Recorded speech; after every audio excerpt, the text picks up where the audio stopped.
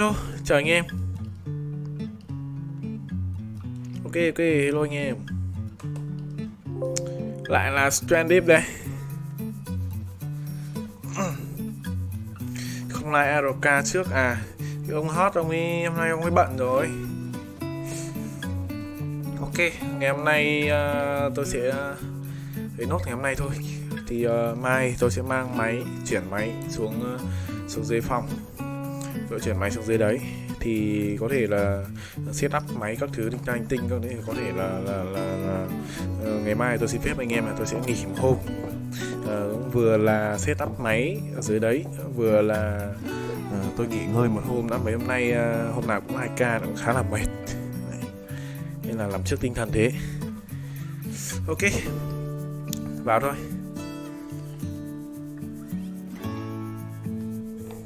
Tưởng lịch là like ARK trước.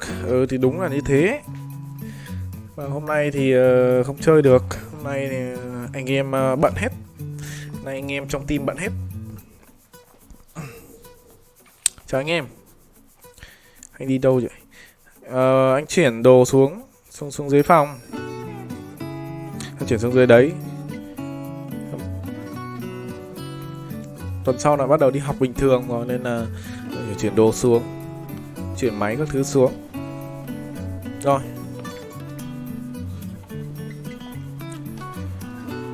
quả nhà đây.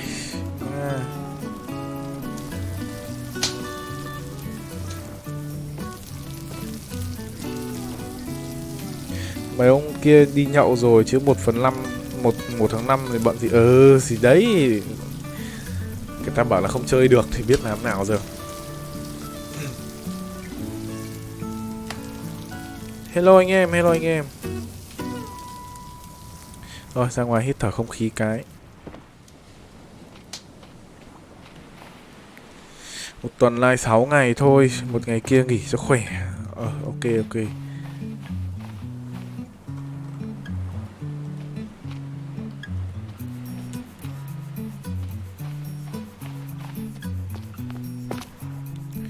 Hôm nay thì chắc là cố gắng là kiếm thật nhiều gỗ về, chúng ta sẽ hoàn thành nốt cái nhà.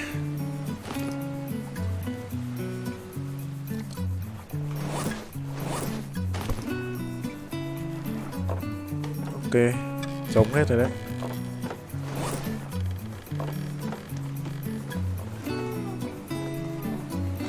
Ok rồi.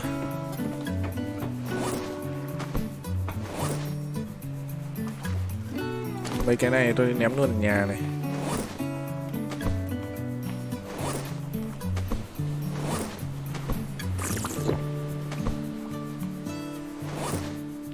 Súng này vứt luôn ở nhà.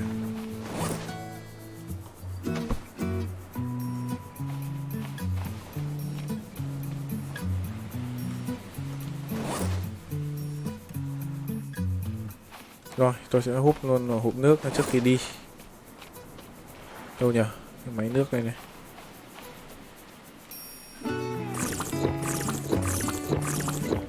Đây rồi.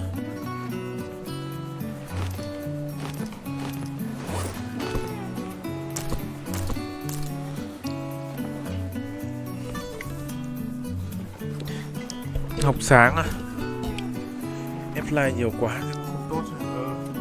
Lý nhiều quá nó cũng mấy hôm nay tôi cũng hơi bị kiểu mệt ấy. Rồi nào, quay xe.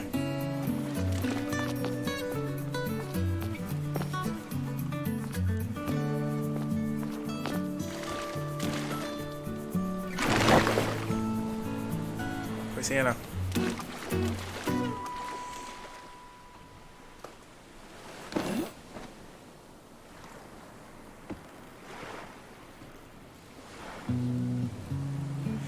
Ông like nhiều quá kén người xem ấy. Thay vì vậy thì từ 1K ông chia làm 2 thì nó ngắn hơn với đỡ cực hơn.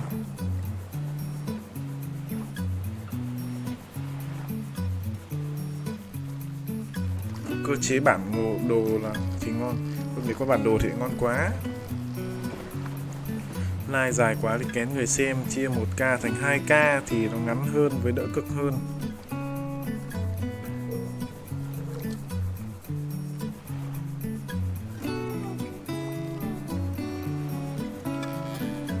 ca 1 tiếng rưỡi đến 2 tiếng là đẹp. Ok. Rồi từ sau thì tôi sẽ rút kinh nghiệm. Nào quay xe ra đi thôi. Nước ngon đầy đủ vào rồi đi thôi.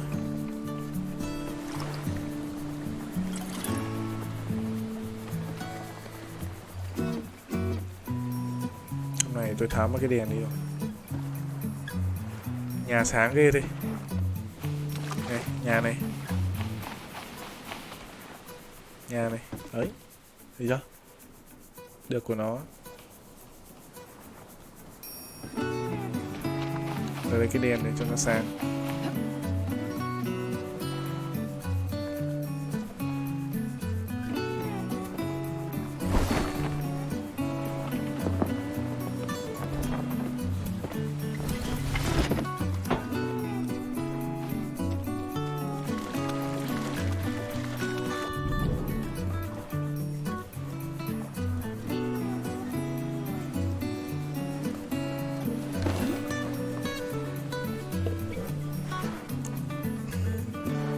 Làm lịch như xếp dẻo ý anh. Chủ nhật xin phép anh em, còn mấy ngày còn lại thì like như thường.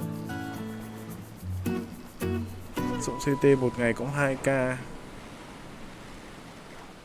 Anh Dũng thì anh nghĩ ấy rồi, không có tính làm gì. Được chưa nhỉ? Quay ra đây để có bị vướng không ta? Lôi ra tí nữa thì.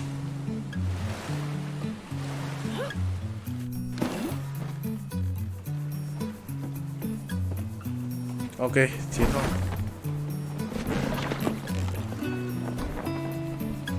Đi nào. Xong rồi cái đảo bên kia đi.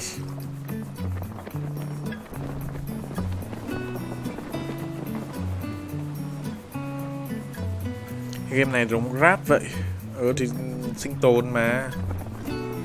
Mấy con game sinh tồn thì còn nó ở trên biển nữa thì nhìn nó na ná giống nhau thế thôi. Còn đồ chơi nó khác chứ. Tại ông like và trùng giờ với Dũng CT nó cách kênh ít đề xuất thôi.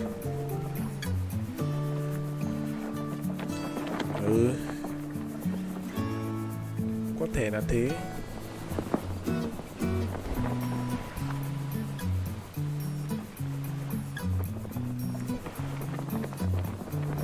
Mà nói chung là anh em xem ủng hộ tôi là chính, chứ còn nhiều view nhiều ít thì quan trọng gì đâu. Có người xem là tôi vui rồi. Còn người xem thì tôi còn like, anh em yên tâm. Một người xem. Kênh này em lập từ hồi Lào. Nếu mà tính lập thì là tôi lập từ khá là lâu rồi. Từ hồi tôi đi học cấp 3 cơ. Đấy. Nhưng mà nếu mà nói về làm video những thứ ấy thì chắc được khoảng tầm 1 năm trước. 2 năm trước là Live Oxygen. Chủ yếu là Live Oxygen và chơi Liên Minh Huyền Thoại thôi. Làm video Liên Minh Huyền Thoại ví vớ vẩn thôi.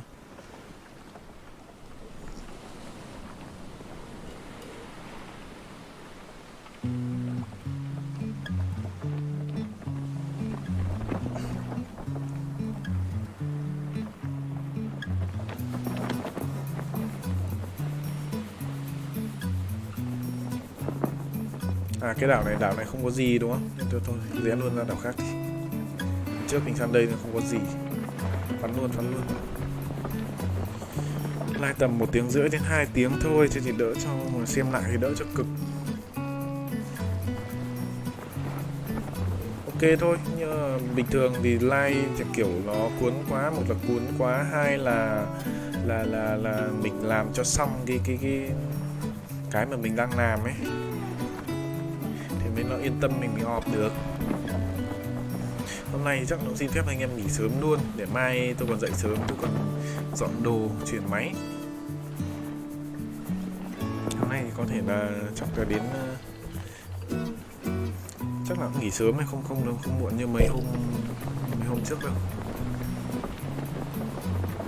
Mai tôi lại phải chuyển đồ mà, mai tôi phải dậy sớm chuyển đồ thứ nữa, dọn dẹp. lên đường. Vì nhiều đọc comment lắc cả mắt. Tôi vẫn cố gắng là đọc hết mà, vẫn cố gắng là đọc hết, nhưng mà nhiều khi nó trôi nhanh quá thì không kịp đọc thì phải chịu thôi. Chào ông, tôi lại ủng hộ 2 tay 2 chân là 1 gậy. Anh em ủng hộ tôi 1 like là được rồi. Ủng hộ 2 like thì nó nhiều quá. Hello ông Trần. Xem lại có x2 2 tiếng xem thành 1 tiếng. Được rồi, từ lần sau thì tôi sẽ cố gắng là like trong khoảng 1 tiếng rưỡi đến 2 tiếng thôi. Mai sang nhà mới hả? Tôi chuyển đồ xuống phòng trọ anh em ạ. Bây giờ tôi đang ở nhà. Mai tôi chuyển đồ xuống phòng trọ. Game này không thích cái rương đồ hơi nhỏ, cái rương nó hơi kém. Nhưng mà nó cũng thực tế mà. Cái rương đồ của nó hơi bị ít.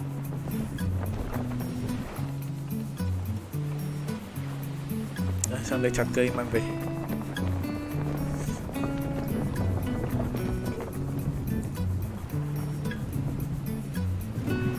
Anh em cũng biết tôi cũng là đang đi học mà, cho nên là sang tuần chuẩn bị là đi học các thứ rồi, cho nên là chuẩn bị đem cho học ở Thái Nguyên, nên là đem đồ xuống dần thôi, đem đồ xuống phòng trọ.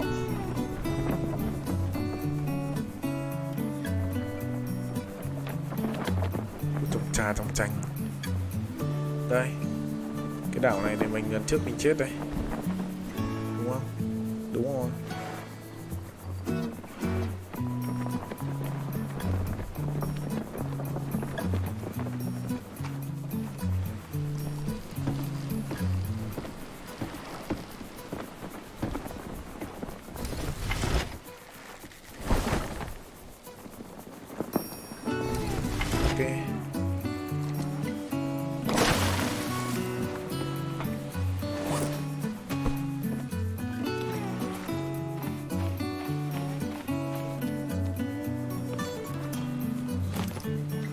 Ván này,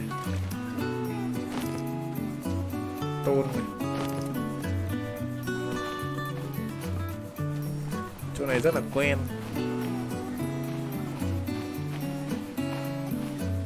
Chỗ này mình từng đến rồi, không cua cả.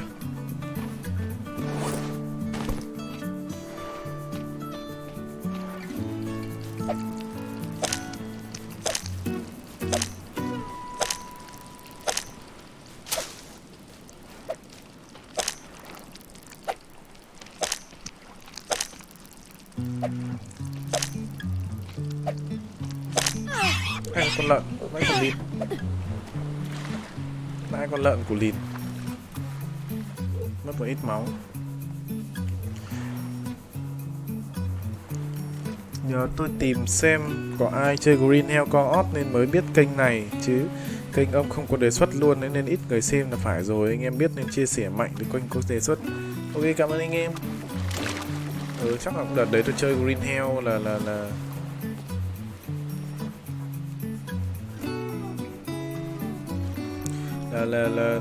cái đợt Green Hell nó mới ra co-op, cho nên là nhiều anh em quan tâm.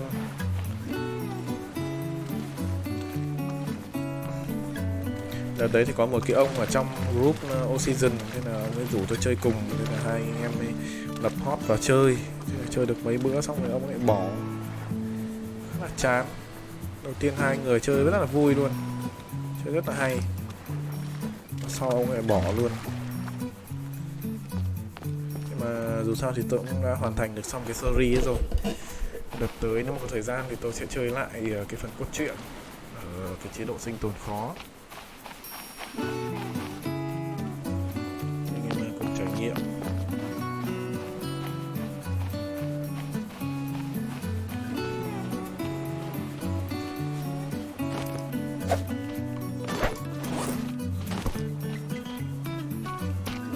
Con cua lại thấy mình.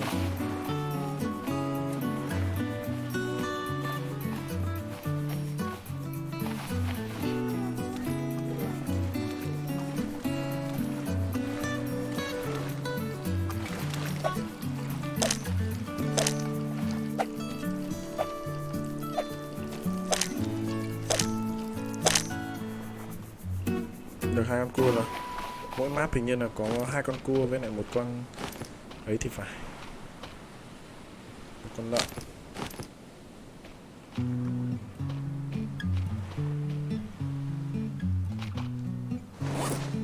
Hai hòn đá.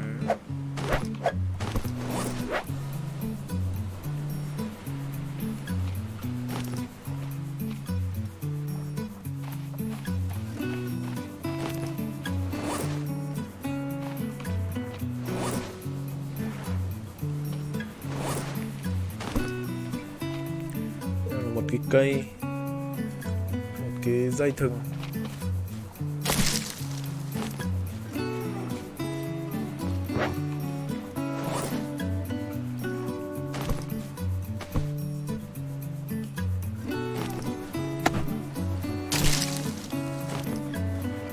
Tôi làm một cái rìu nữa.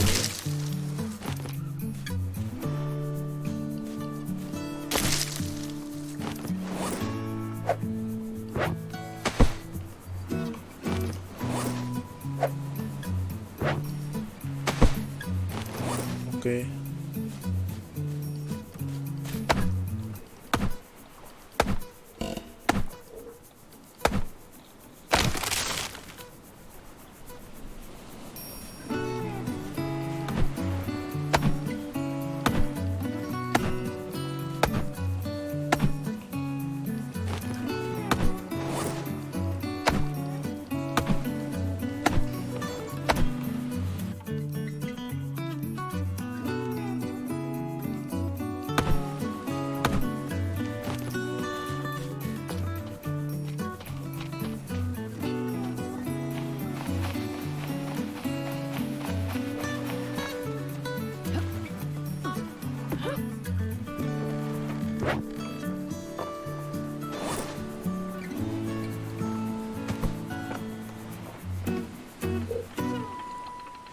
Lanh ca lanh quanh mấy hôm rồi xem hơi chán. Tôi vẫn đang đi tìm hiểu từng map, từng đảo một mà. Rồi anh em cứ bình tĩnh, đâu rồi sẽ có đó mà.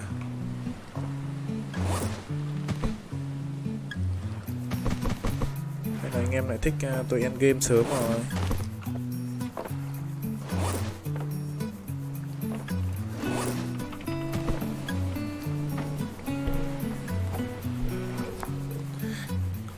Nhẽ ra là nay nên nghỉ chứ. Thôi thì cố gắng nốt hôm nay thì.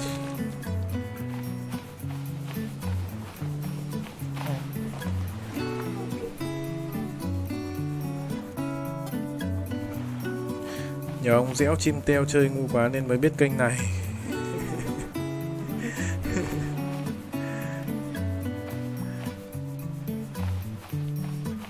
Lại cả trưởng.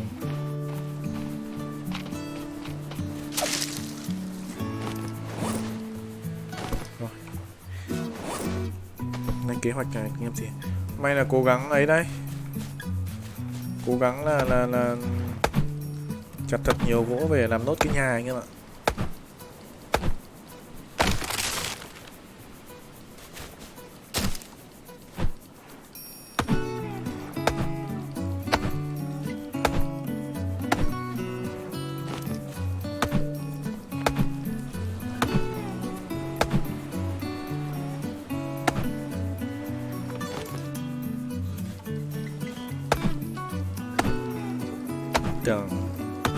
Tưởng Acility là K2 rồi.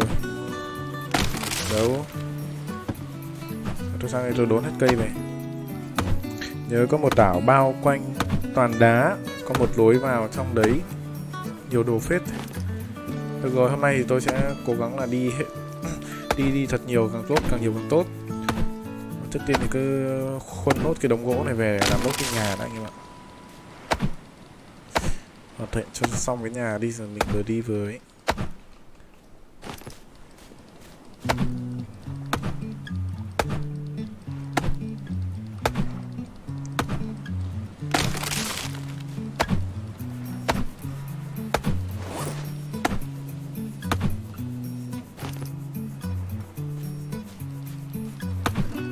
Không biết con lợn này đi đâu rồi.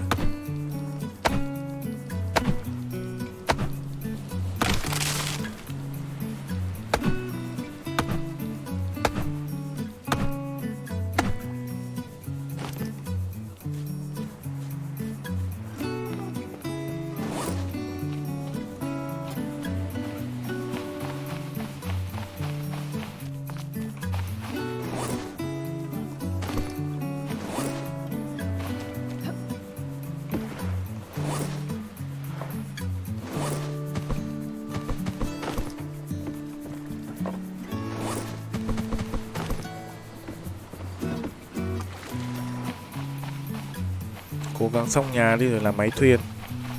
Đấy, cố gắng là hôm nay là sẽ xong cái nhà.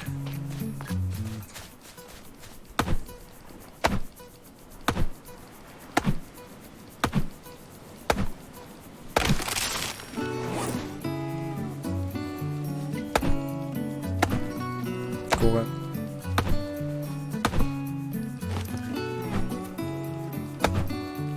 Chả nhớ nó nằm hướng nào.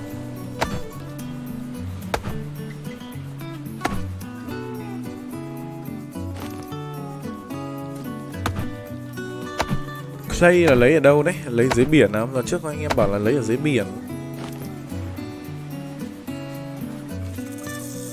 Rắn nhá. Tối chả nhìn thấy mẹ gì cả.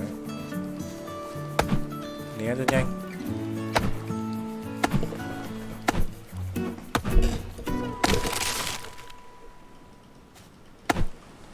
Khổ hai hôm nay là chỉ có quanh là xây nhà không, nên là anh em xem cũng hơi chán. Tôi còn chán nữa là anh em.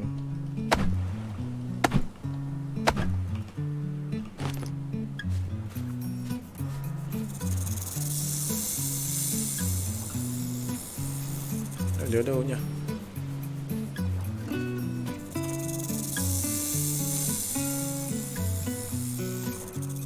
Thôi nhá, tốt nhất là không đụng vào.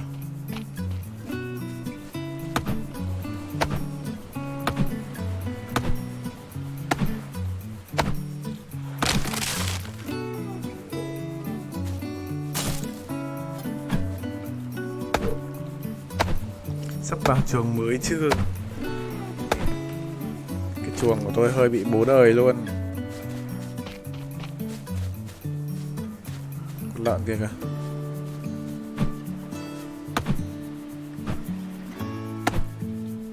Mẹ, đảo nào cũng có 2 con cua, 1 con rắn, 1 con lợn.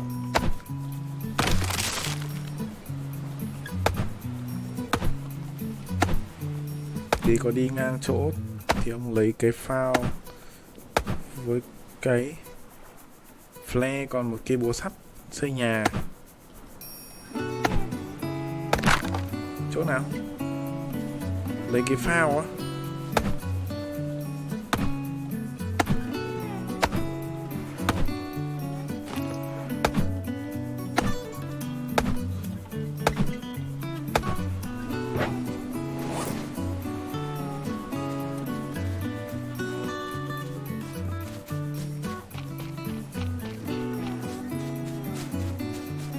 Sáng rồi, nhìn đường nó dễ hơn.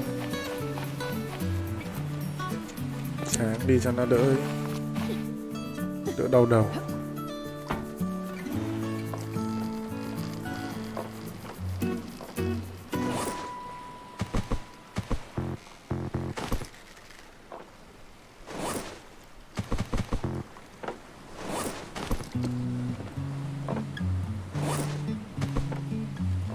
Rồi, còn khoảng 8 cây nữa. Đây chặt lốt xong lượng 8 cây, xong mình cầm được khoảng 7 cây nữa.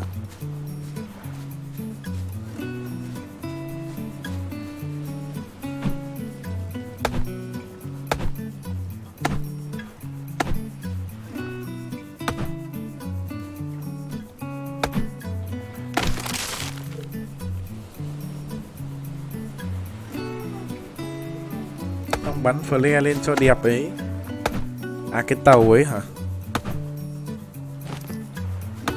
Ừ, nhớ cái đảo đấy không? Nhưng mà quên mất hướng rồi. Tôi quên mất hướng nào.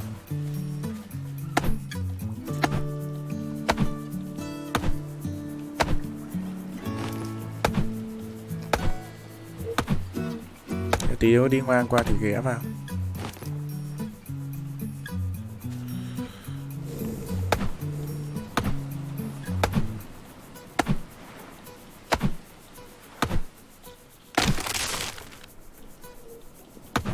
Tí leo thử lên đỉnh núi xem có hàng gì không. Leo được hả?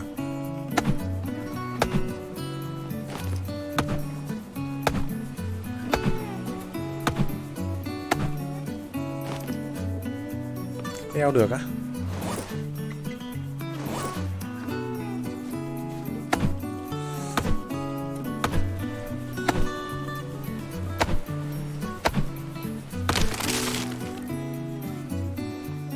Ơ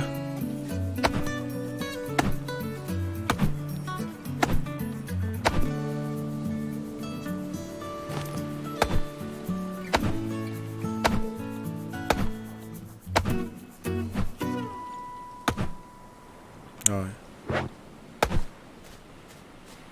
con rắn vừa ở đây đâu ấy.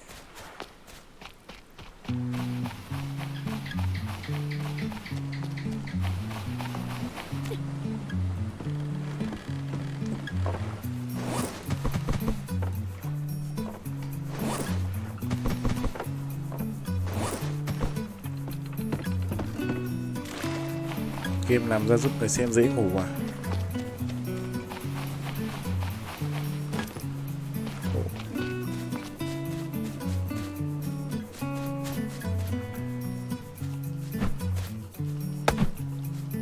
Con này giờ PC nó còn chưa có cả ending nữa.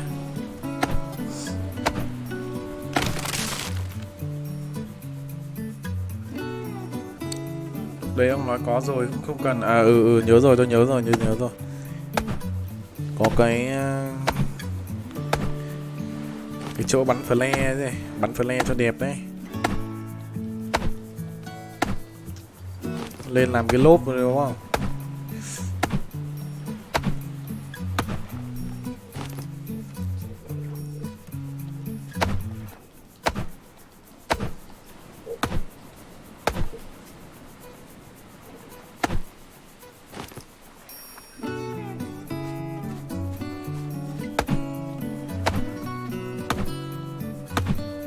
Lợn của Lin này.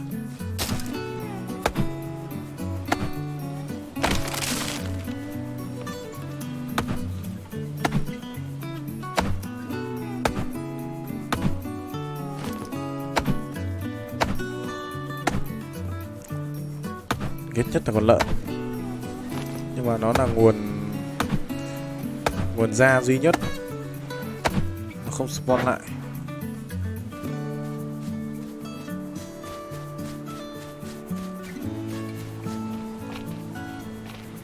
Mấy con đấy đâu có spawn lại đâu mà anh em bảo nó spawn lại.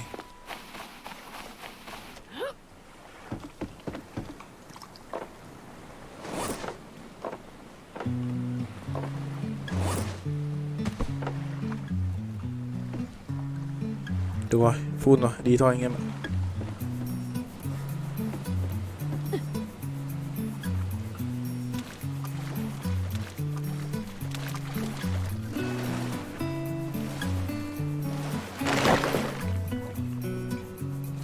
Ở trên kia có cái gì không? Có gì hay ho không? Muốn thịt lợn ngon thì phóng lao xong chạy xuống biển. Nhưng mà nó vẫn kiểu nó không chết đi.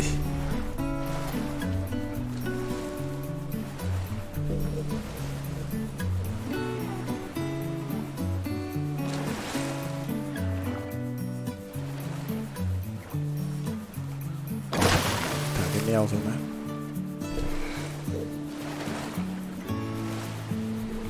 Ái giời, mẹ tí nữa dẫm vào nhá. Búa thiên sư. Mẹ mấy con san hô tím.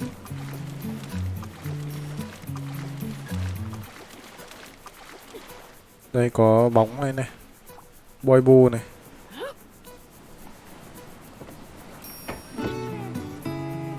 Tí tôi kéo thuyền ra đây tôi ấy luôn.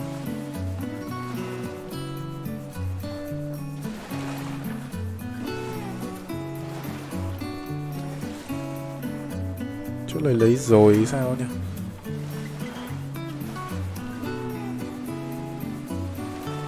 Cái tàu này mình vào một lần rồi mà. Ở dưới này có hòm này. Ngon dream luôn.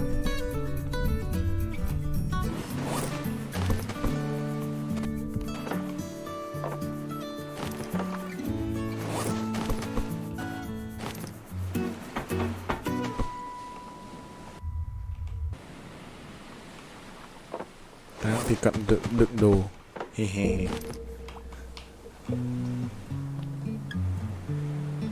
Ngon. Cái tàu này mình chưa loot anh em ạ. Hello anh Giai.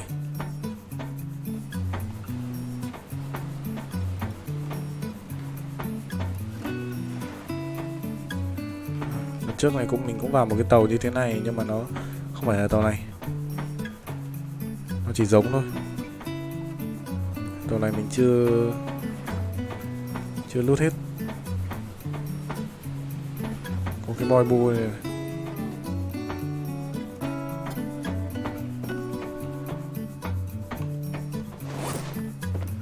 Lấy cái bóng này về.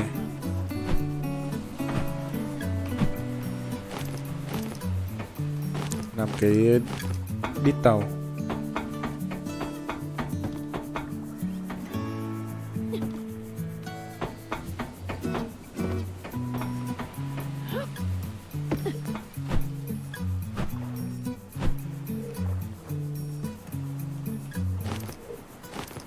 Tàu đi rồi mà, lúc đấy tối thui. Đâu, tôi nhớ là lúc lấy vào một cái phòng ấy là tàu lấy. Tàu này là có một cái mấy cái tủ cơ. Tàu này không có. Cái này nó có mấy cái tủ ở trong này này. Cái này không có. Đây, nó có mấy cái tủ như thế này này. Flare. Có đồ anh em ạ. Full mất rồi. Mình phải lái tàu ra đây thôi.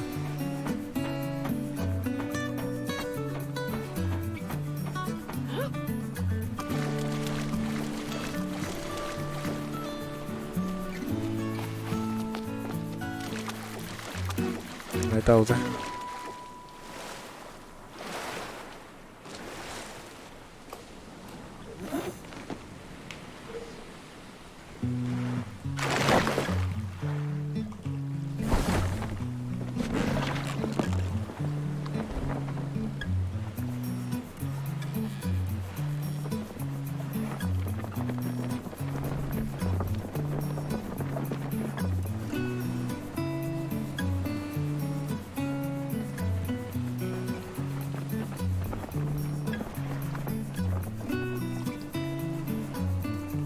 Đây rồi. Anh em đợi tí để tôi.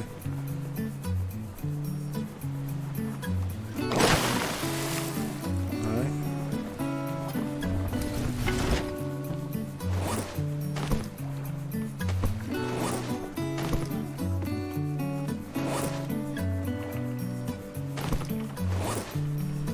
Nhặt cái dây thừng.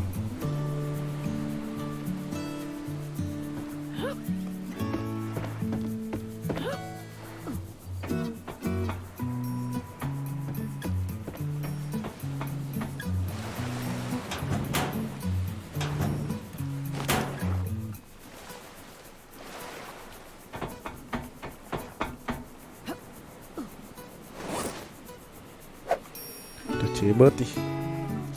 Vừa hay có. Thôi xong rồi. Cần hammer. Khốn nạn nhỉ.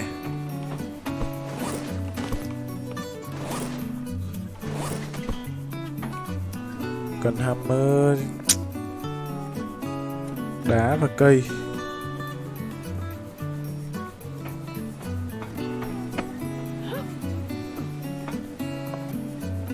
Chúa, mình không cầm đá theo. À đây, đá đây này.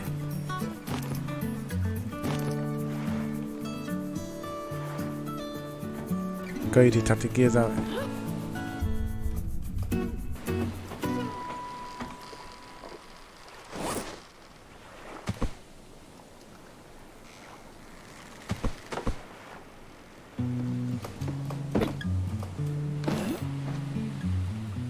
Chặt cái này ra. Hy sinh một cây.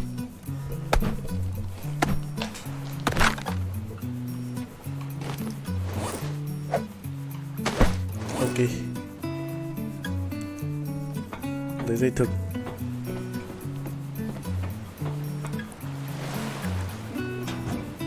Đèn này, nó đèn pin đấy.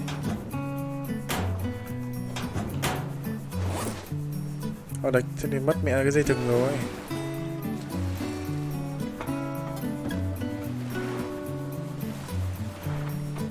Đây, tủ này.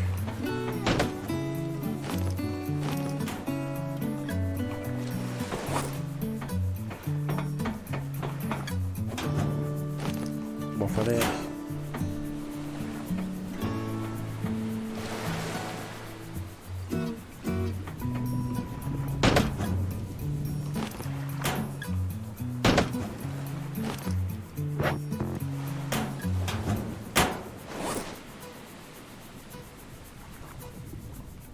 từ giờ tôi cất đồ này. Ok, tôi nhớ là còn một cái hộp cầm tàu này nữa.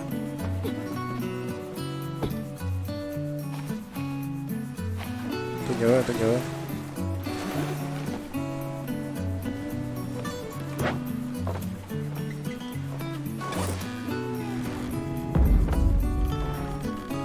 Cái gì vừa tùng hết đấy.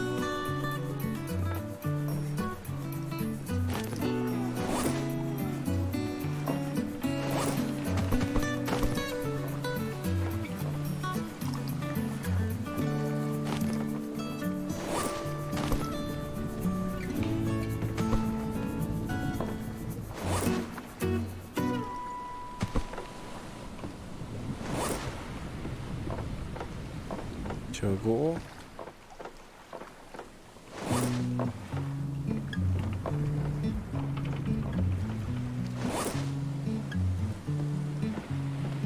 Tôi sẽ vào tôi lấy một ít dây thừng nhá.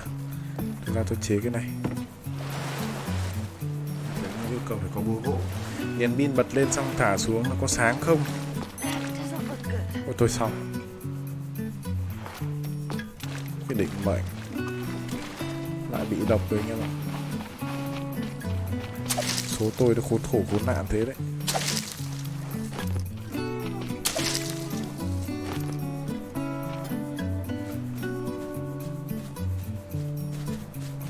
Mẹ con lợn này.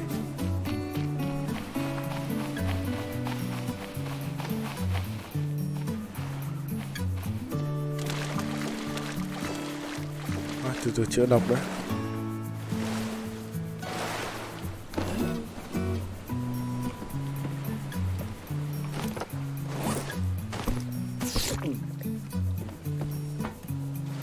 Con lợn của Lín đã chặn đường ở đây rồi. Tôi đi bên này.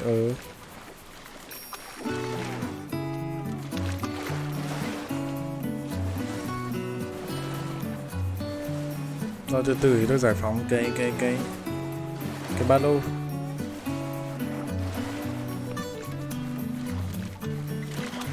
Đây còn một cái tấm thép nữa này.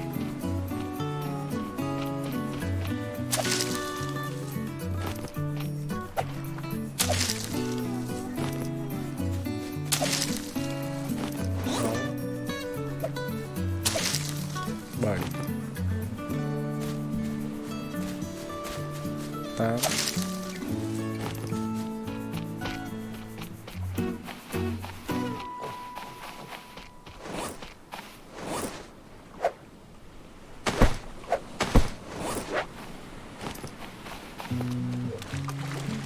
Hình như con nhân vật ông chơi là nữ. Nữ mà. Sau khám phá đảo to còn có katana nữa. Được. Về em làm nốt cái nhà. Xong là đi khám phá.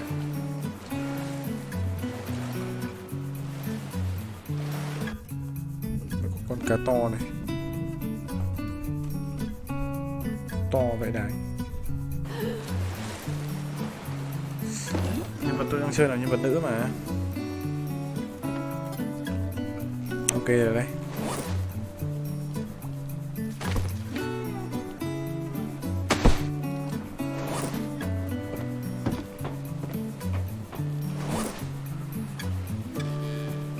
Đó.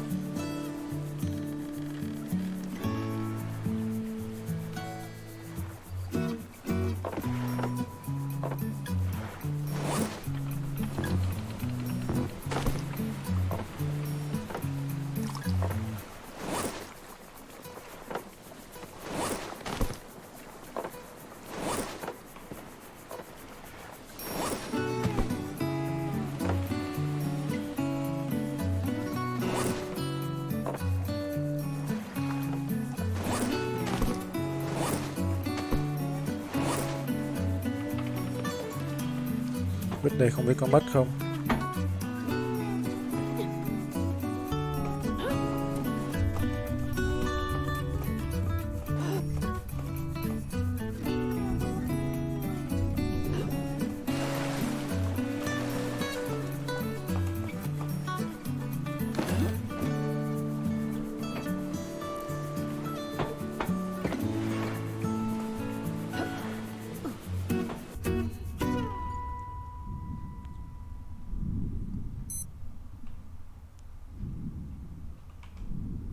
Hòm này.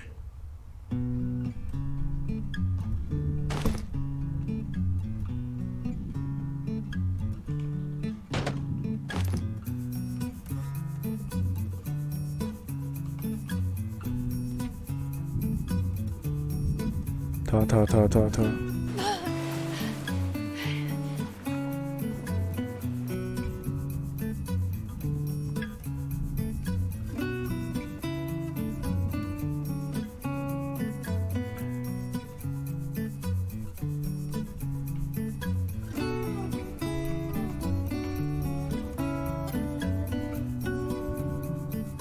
Chỗ này dưới nước này khó lặn quá.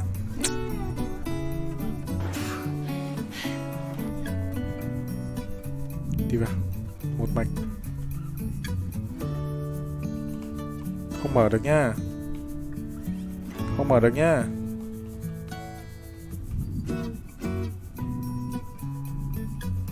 Hết rồi, đi lên thôi.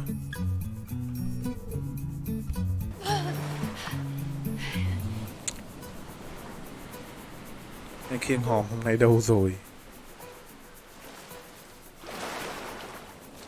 Nhưng em chỉ thích tôi xem tôi bị ăn hành thôi.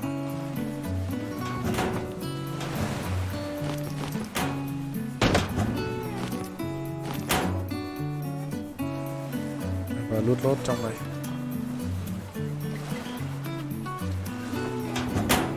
Lấy đèn pin à?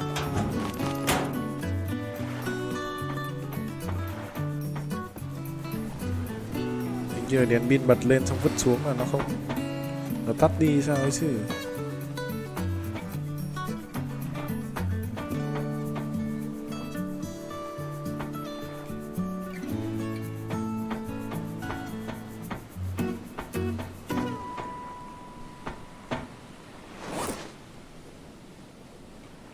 Hết rồi nhá.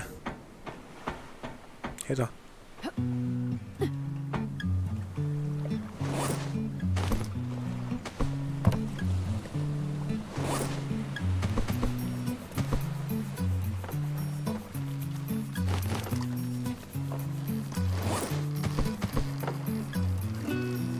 Đèn sáng thế.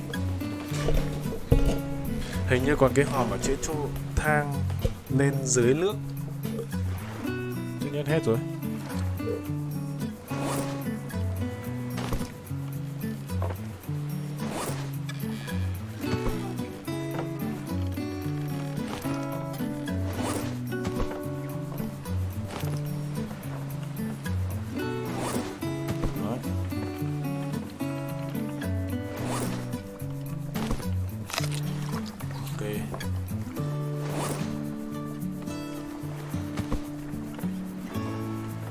Full hết rồi đấy.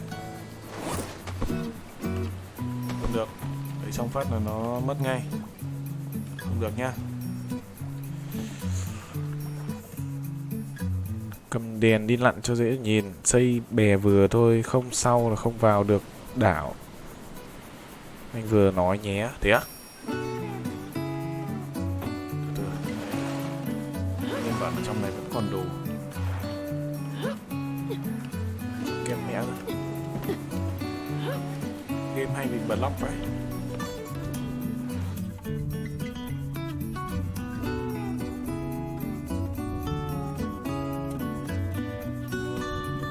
Chỗ thang đi á.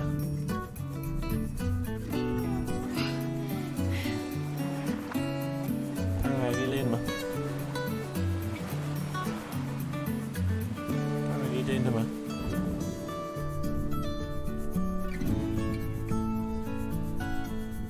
Hết rồi. Cái hòm tôi vừa lấy rồi mà.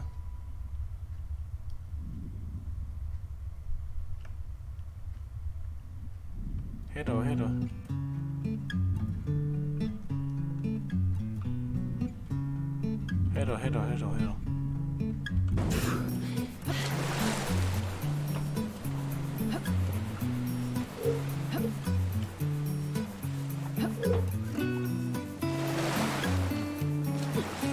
Rồi, đi về thôi.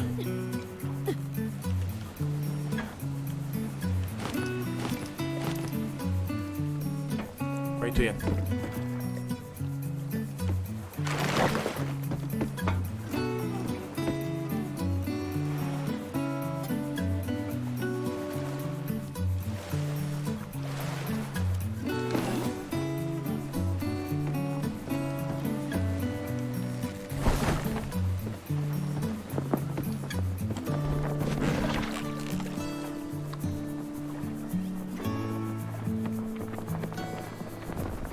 Chào nhá.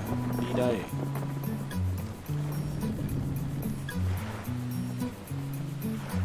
Không vừa lại phá đi. Nay thức với ông. Đó, hôm nay là cố gắng là xong sớm rồi nghỉ sớm anh ạ. Xong cái nhà sớm. Đi khám phá linh tinh là nghỉ sớm anh ạ. Mai tôi còn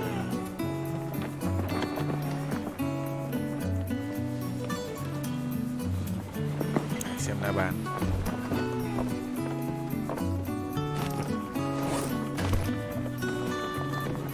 Tôi chả nhớ La Bàn thì về nhà là hướng E đúng không?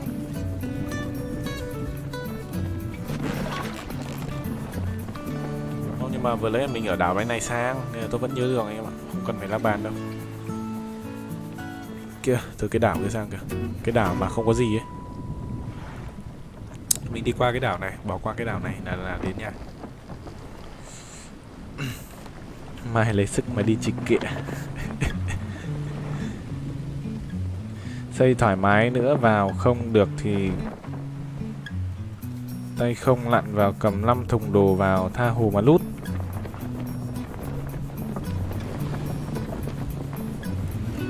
Thùng đồ giờ 12 hòm rồi, 12 thùng đồ rồi. Khá là mượt. Đây, cái đảo mà không có gì đây. Tôi đi qua cái đảo này là được.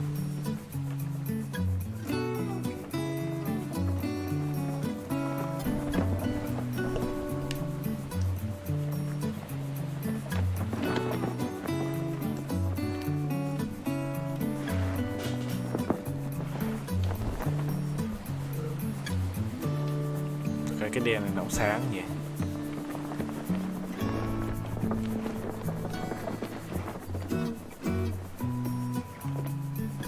Đây đúng rồi, đi hướng SE đây này. Cắm sang hướng E.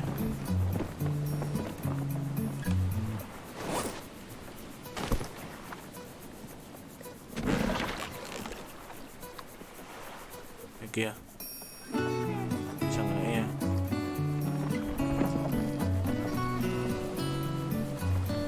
Cái đảo trước mặt đây kìa, là đảo nhà mình đấy. Xây sóng quá. Nóng thế hả? Nóng gì? Sao lại nóng? Có nóng gì đâu.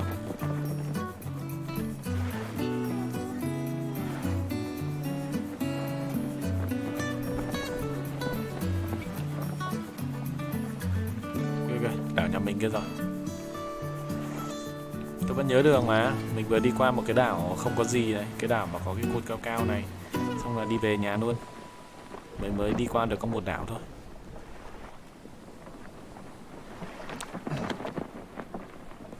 Cái này không có cái nốt nhỉ.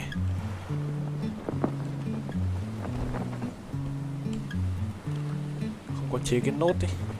Để mình vẽ lại cái bản đồ này cho nó dễ. Mình đi đâu mình vẽ lại đấy.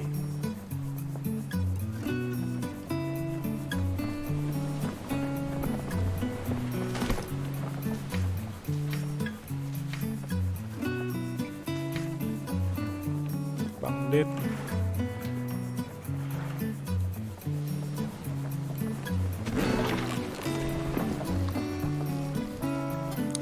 Không biết sử dụng la bàn. La bàn thì em biết nhưng mà toàn quên không à, toàn quên ấy, không nhớ được ấy. Dạo này đầu óc lú lẫn lắm. Giống như phim kiếm hiệp, một ngọn nến sáng cả căn phòng. Cái này là đèn lồng mà. Đèn này bố đời vậy. Đi chế thêm đồ nhé, ông Bậy. Bậy cá với cái nướng thịt. Ok. Cố gắng là làm xong hết đồ trong nhà. Nhà mình kia rồi.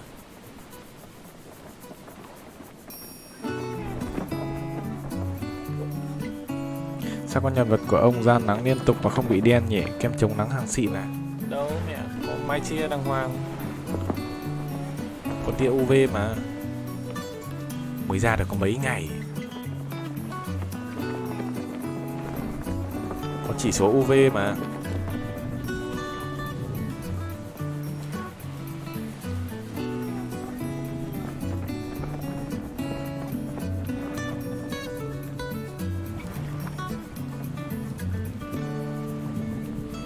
Về nhà rồi, về nhà rồi. Về nhà việc đầu tiên là phải ngủ luôn một giấc cho nó sáng. Mà cũng khá là lâu rồi mình chưa thấy bão nhỉ. Lâu phết rồi chưa thấy bão.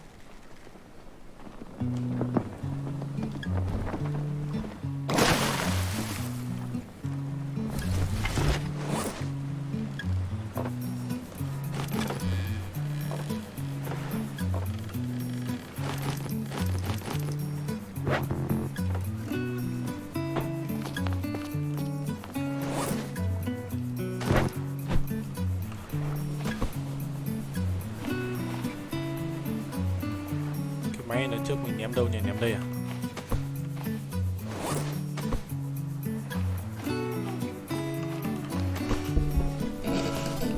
Tôi ra biển tắm một buổi trưa là đen hết cả người. Ông xài nốt đời thực đi, như nhà ở hướng E thì ghi vào nốt. Không phải. Thế thì không được, bởi vì là khi mình di chuyển thì nó sẽ thay đổi hướng tọa độ mà. Có khi là dùng nốt ngoài đời thực thật, chứ dạo này đầu óc tôi không được tỉnh táo anh em. Nên là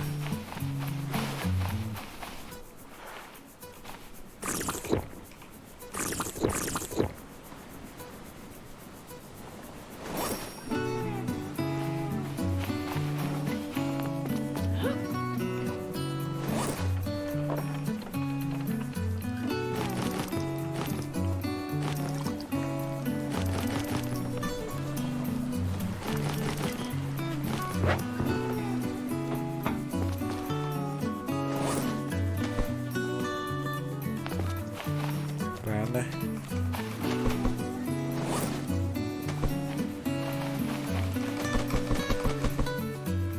Ta hồ thép nhá.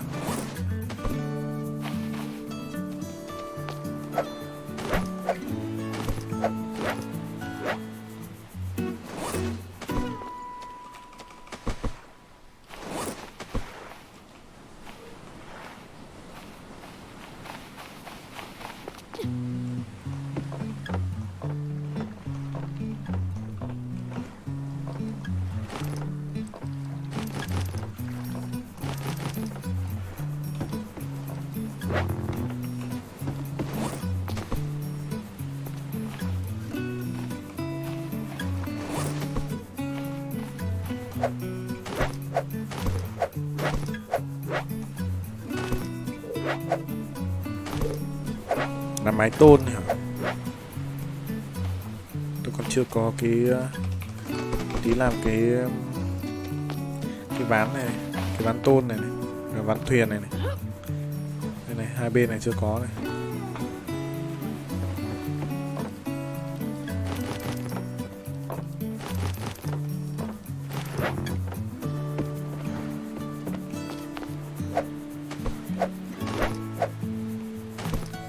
Tập kết đồ về ráp được cái gì là quất luôn.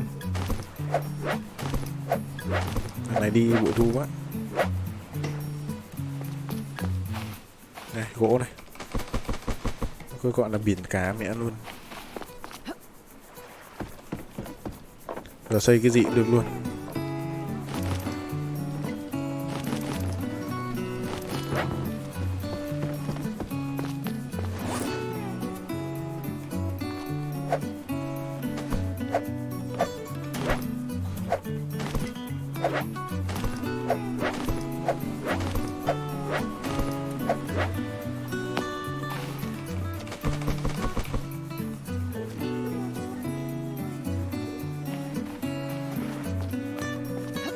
Nó ở hướng cái cây kia kìa.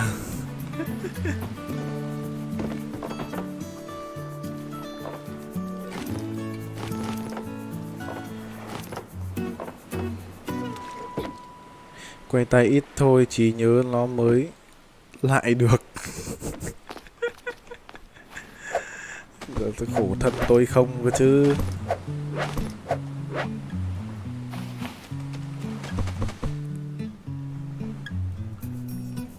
Lấy nhà làm trung tâm, đi đảo hướng nào thì ghi lại. Rồi tôi biết mà, nhưng mà nếu mà cái đấy thì phải dùng nốt ngoài đời. Có khi đấy thật, đi ngủ nào. 2 giờ sáng rồi.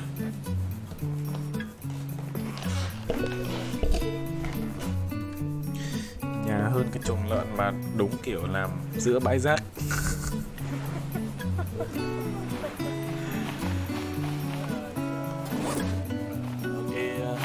Cái búa đâu nhỉ? Đây. Rồi.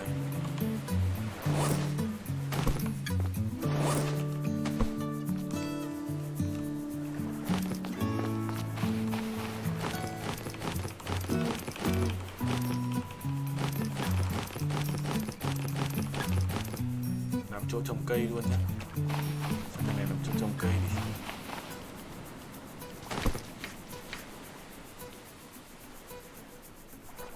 A hoe is required for farming. Hoe á? Hoe là cái mẹ gì?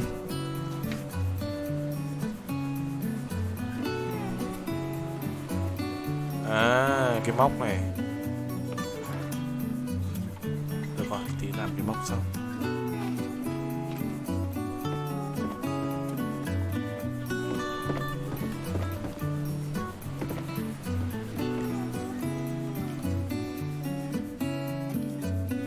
Làm cho nó xong cái này nữa.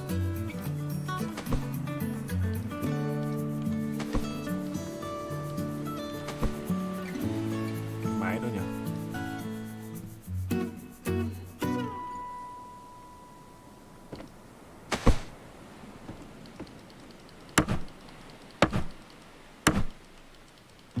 Cái này là như nào đây?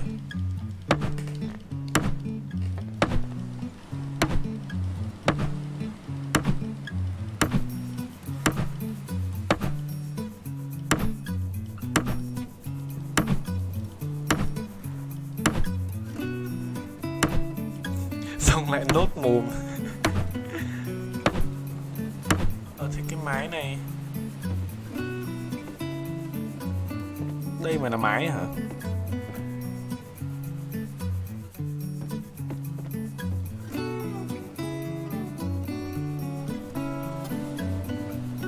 Cái chỗ xây hình tam giác mới là mái.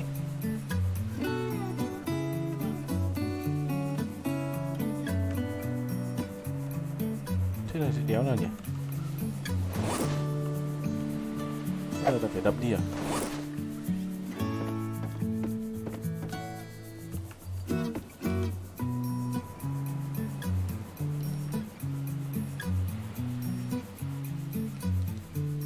Như nào?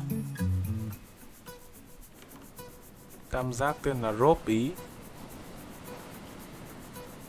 À đây này.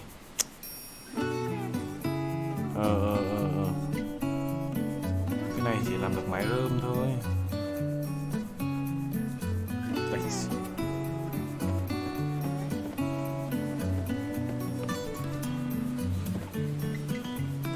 Này là mái rơm rồi.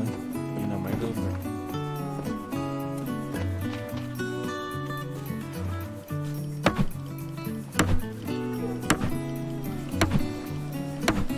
Tiếng búa vang chan chát. Xây sàn trần đi chứ cái đấy là góc thôi. Gỗ phi vật lý vờ lờ. Mẹ tôi đóng đinh đàng hoàng đấy. Phi vật lý là thế nào? Đinh đàng hoàng mà. Được rồi, thế thì đi kiếm thêm mấy cái que.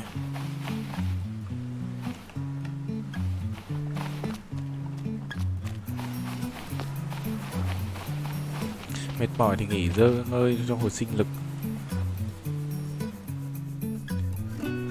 Đừng cố không anh em lại mất nhớ. Thôi mai em nghỉ hôm anh trai ạ. Uống nốt này. Mai nghỉ ngơi cho nó khỏe khoắn lại rồi chúng ta chiến tiếp.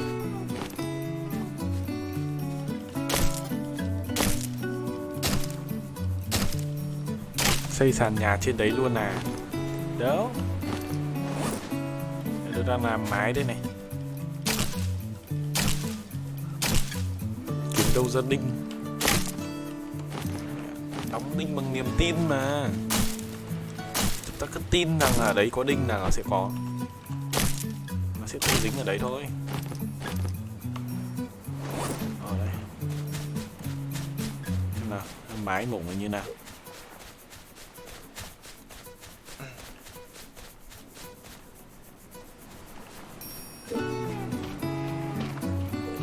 Mai tôi nghỉ ông ơi.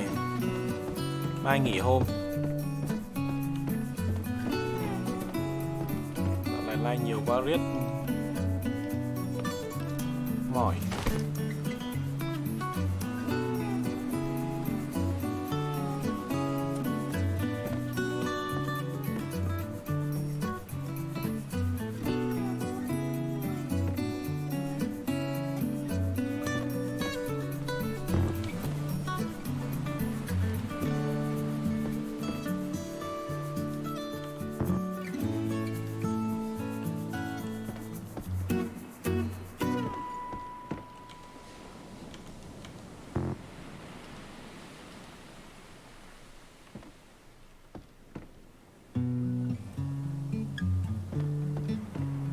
Sao? Từ trong này không xây được hay sao ấy?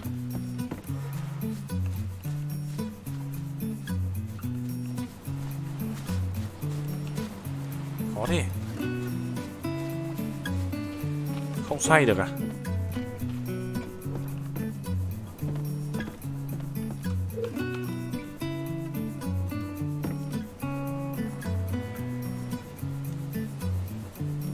Có cách nào xoay không?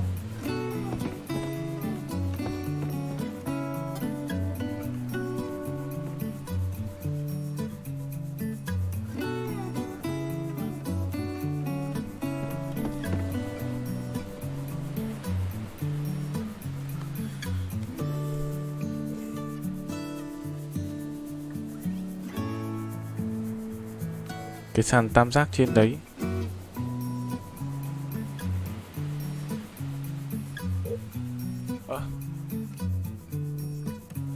Làm nào để xoay mái lại? Chứ này là ngược rồi.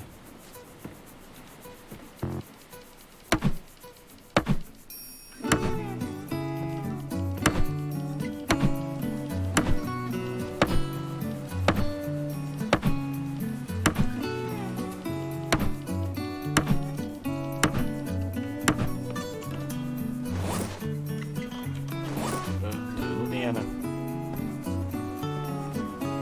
Đây. Đấy.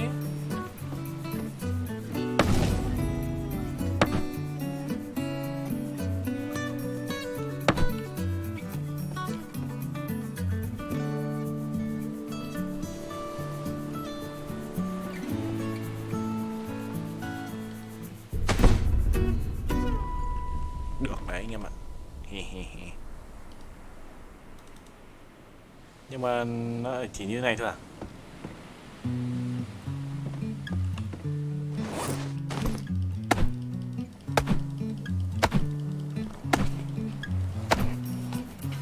Làm sao mà cho rơm lên được nhỉ?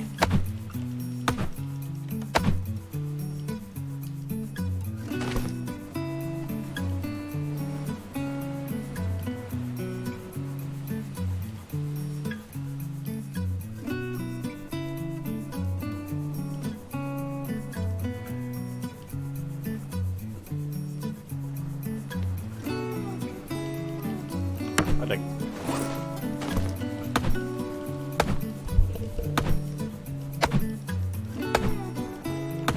Này có bao giờ nó mới hỏng?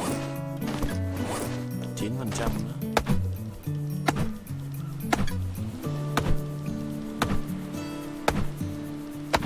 Cứ coi nó là có rơm rồi đi.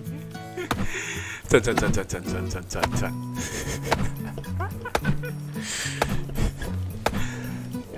Rơm niềm tin. Mái nhà niềm tin mẹ rồi. Hy vọng là kịp.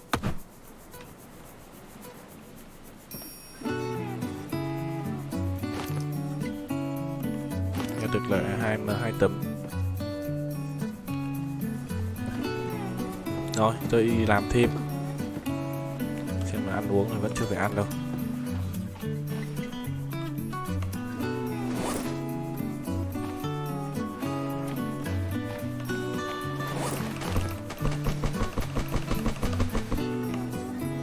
Xây máy thép á?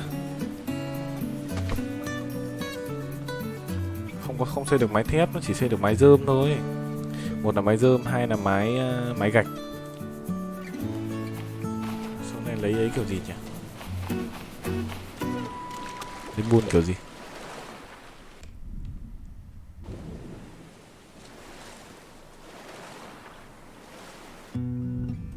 Auto lấy bùn. Ui cá mập. Cá mập.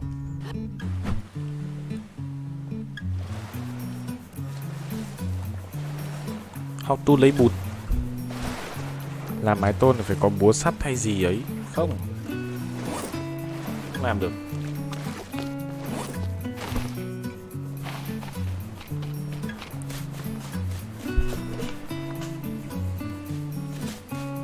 Thôi, đốn cây này xuống cho nó được nhiều này.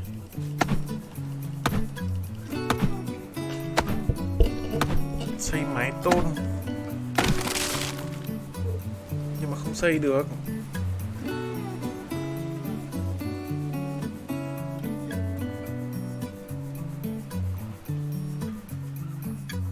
Làm cái móc cước ở ruộng là lấy được bùn.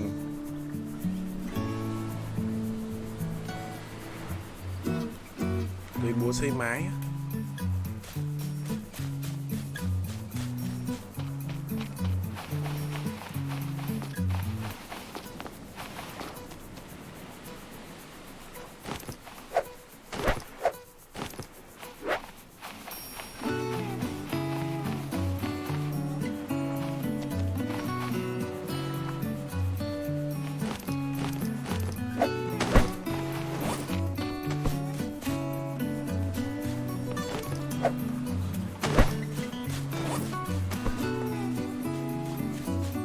Quanh năm với lại cái búa đá.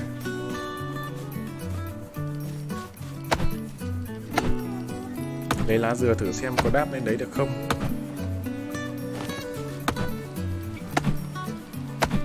Để tôi thử xem.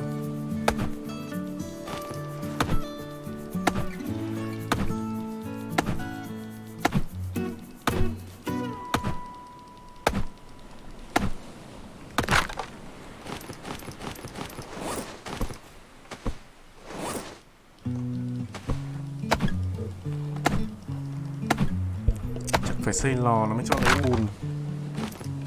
Nhưng mà bùn thì để xem lò này. Lò thì nó cũng cần clay, cũng cần phải có bùn. Phải có bùn mới xây được lò.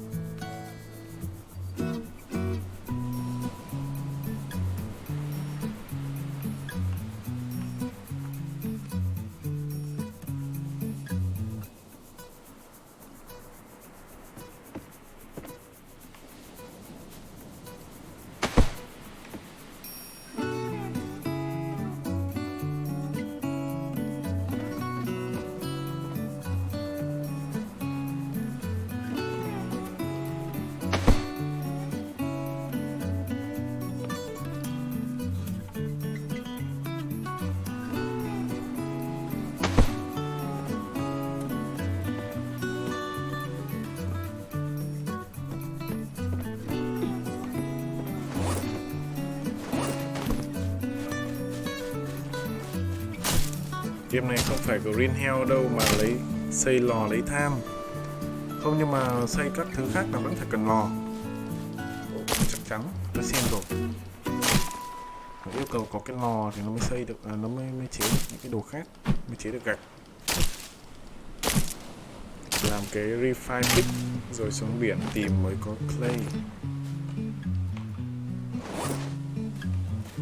Đấy, như thế thì tôi nghe còn có lý.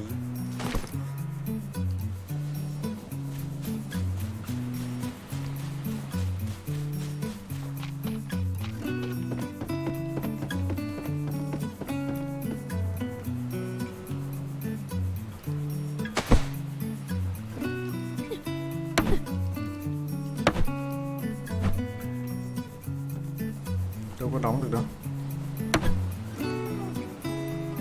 Tôi thử lấy tôn tôi vứt vào xem nào.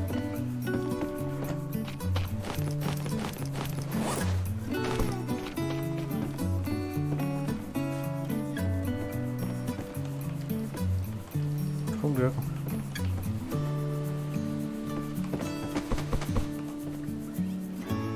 Nào nhỉ?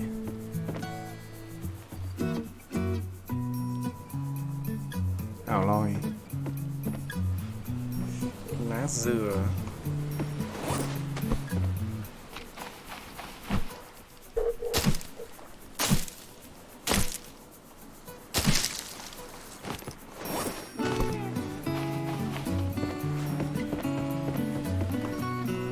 Không được nha.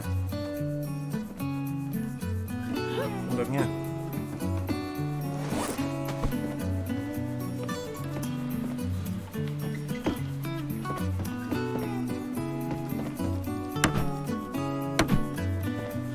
Cao quá đâu.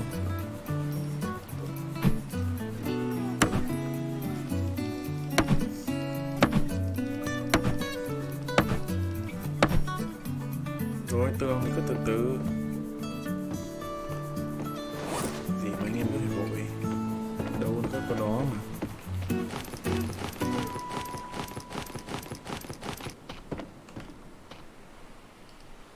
Đút luôn cho cái cầu thang vào đây.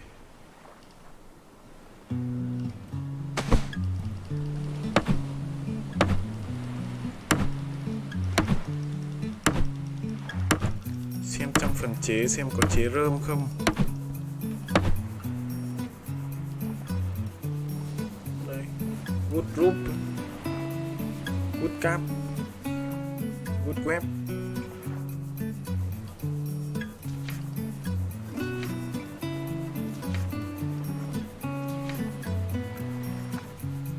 Spleen, water, bình nước này. Crafting. Tôi có đó. Máy nè. Brick Station. Chế gạch này.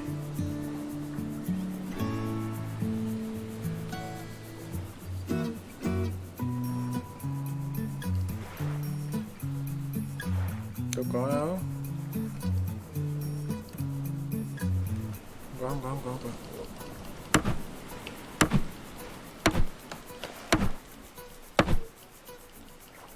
Thôi thì cái máy phò ấy mà sau này làm cái máy xịn hơn. Nó làm được thì tôi làm mẹ máy thép luôn cho nó đẹp. Tôi có máy thép mà tôi đầy thép. Nhà cháu mẹ gì máy thép luôn.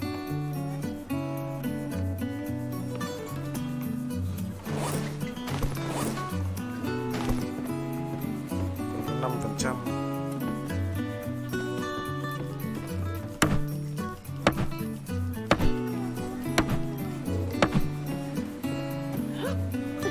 Được, nó phải có cái vòng tròn như thế này. Anh em nhìn thấy cái vòng tròn đấy không? Cái vòng tròn cái búa này. Đấy, thì ngẩng lên, lúc mình ngẩng lên thì mình phải nhìn thấy cái búa. Đây, không có nhá. Không có búa nhá, không hề có một cái búa nào. Nhá. Ở đây mình nhìn phải có cái hình cái búa này mới gõ được. Thôi, mình cứ tưởng tượng cái này là máy rơm đi.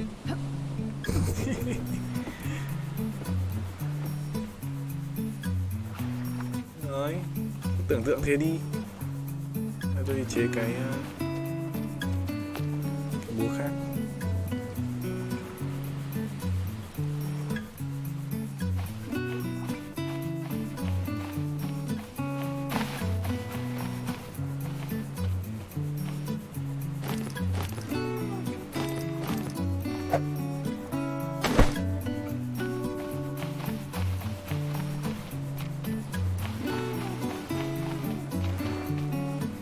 Đá nó không spawn à? Spawn nè. Please. Đá ơi em ở đâu?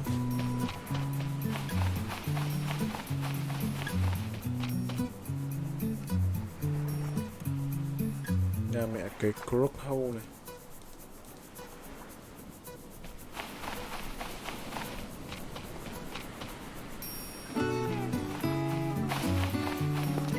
Lôi được mấy viên đá từ đảo khác về. Chẳng lẽ đá mẹ cũng phải ấy à? Cũng phải ra đảo khác lấy.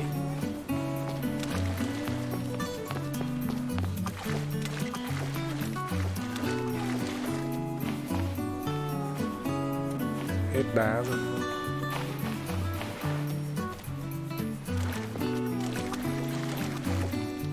Chế cái crop đâu đi.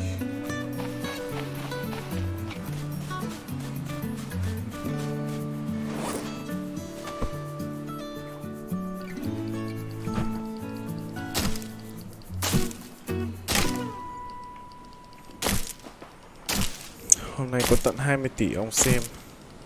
27 chứ bình thường vẫn thế mà.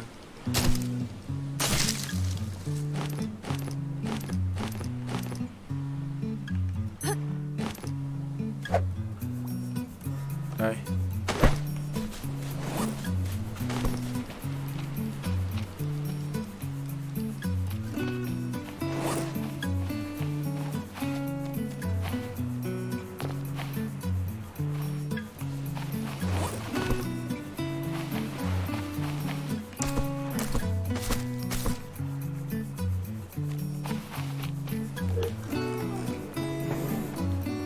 Không, ở đây pick đây, refine pick.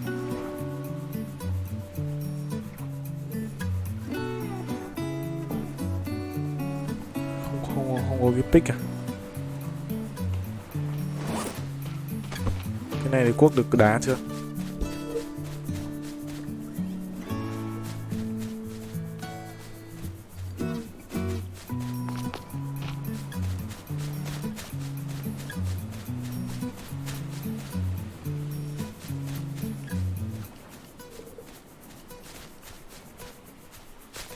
Cái này cuốc được đá chưa nhỉ?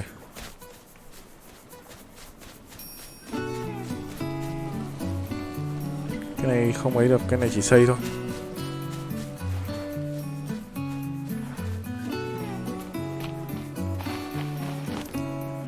Cái này cho mình xây được cái farming này. Đó.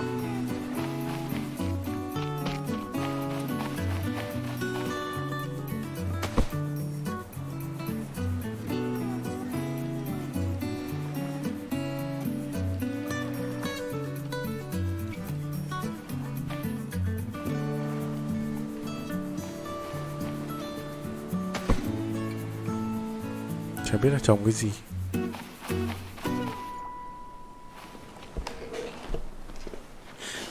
Cái đó là cái cuốc làm vườn.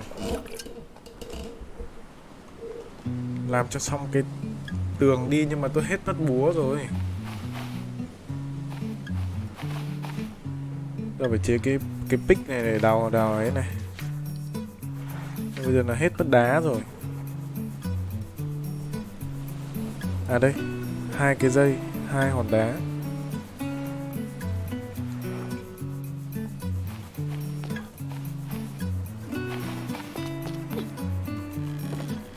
Hết đá rồi.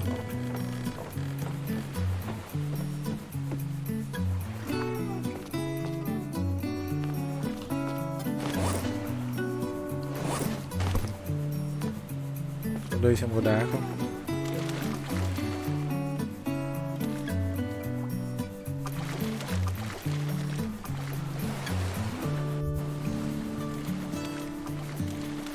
Đá cái map này nó hiếm quá.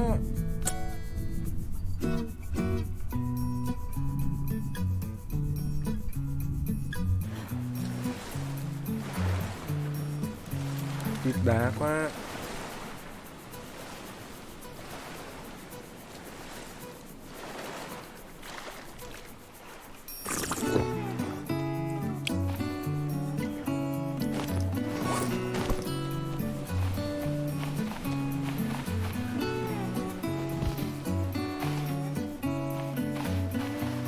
TP. Tôi nhớ là có cái cây có củ khoai tây đâu đó quanh quanh như này, bên ngoài này. Tôi nhớ ở ngoài này. Đây. Bùi vào.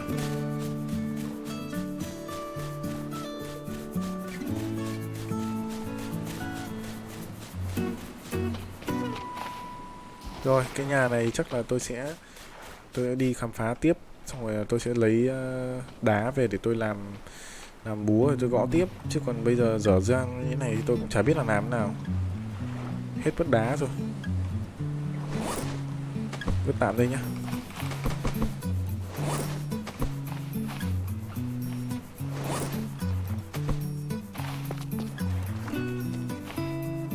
Hết đá khá là dở, chả biết làm thế nào.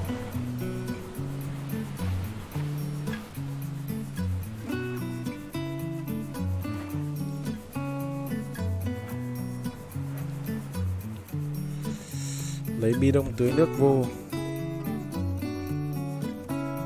Cầm đồ sang đạo khác chế rìu rồi. Đào đá mang về luôn.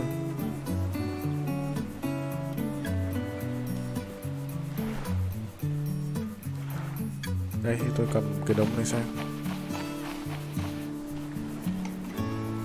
Sang đấy cũng có mà. Cầm cái này ra là được.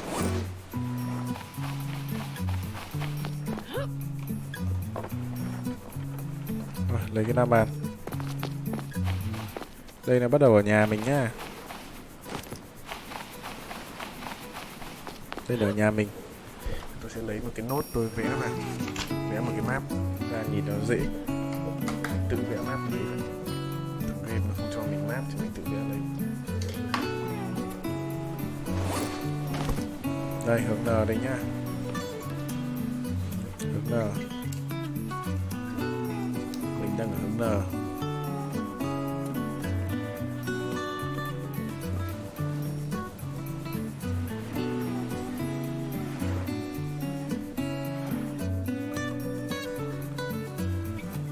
NS W E này. Đấy. Home này. Hello anh em.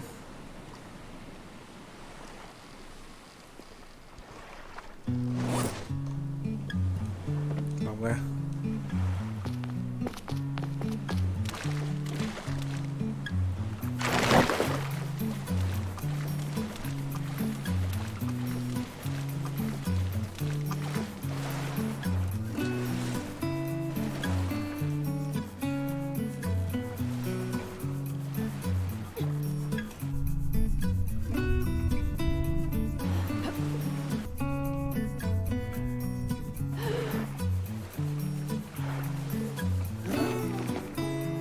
Chỉ vào cái đảo ông chỉ tí đi sai bây giờ.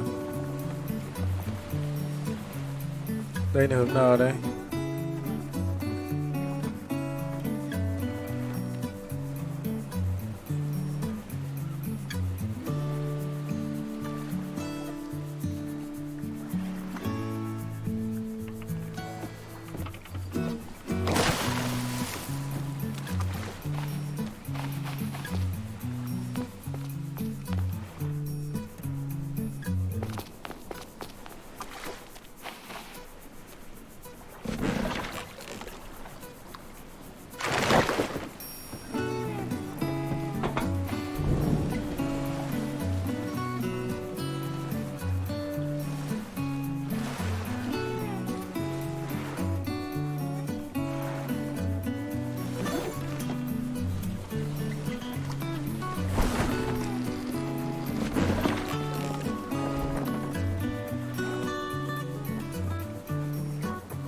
Đây, tôi sẽ ghi lại cái đảo này trước.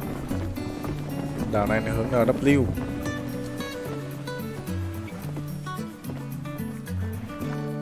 NW thì ở đây. Đảo 2.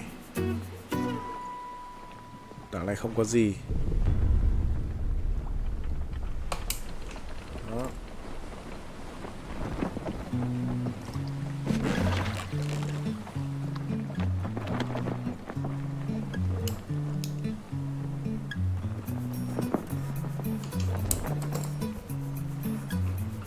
Đảo ông nằm ở EN là lệch một bên mẹ rồi. Lâu lâu không được gặp mấy em cua cua chó. Ra khiêng hòm.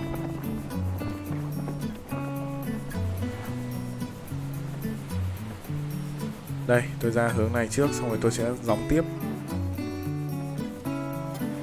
Tôi ra cái đảo này trước, xong rồi gióng tiếp.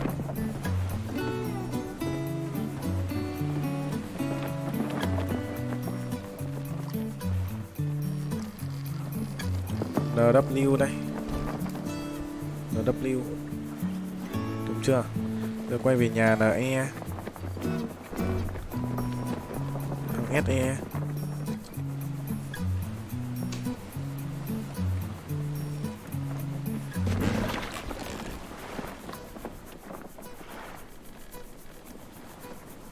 Đúng rồi, nhà mình kia rồi. Đi kiếm đồ ở xa luôn, đi về các hướng chênh góc.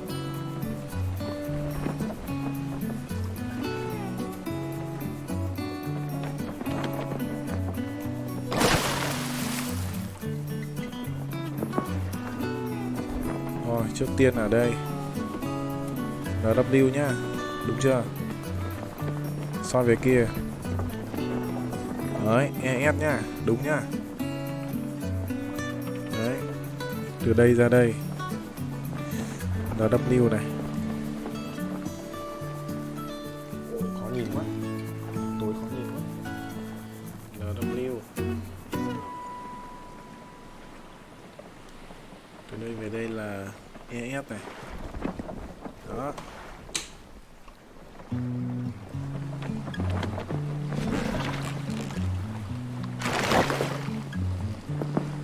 Chưa tỏ chạm rồi. Chạm cọc rồi. Nghe mà.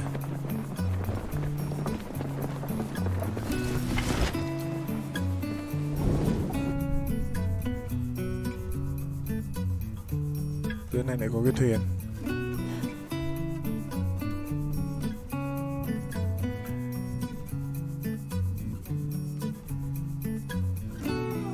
Đồ này.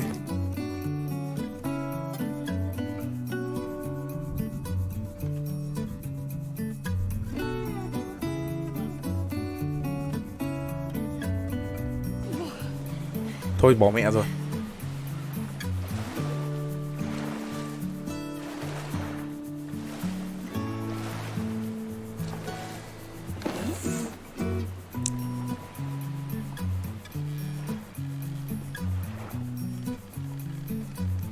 Sâu cam cái nốt hay vẽ lên pen. Để anh em cùng xem đi. Ừ nhỉ. Đây.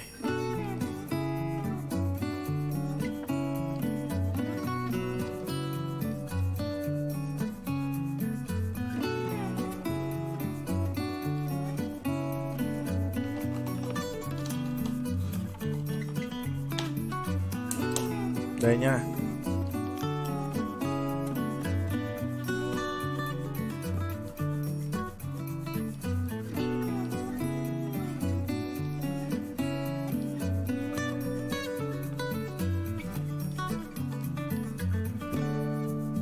Góc này nhá.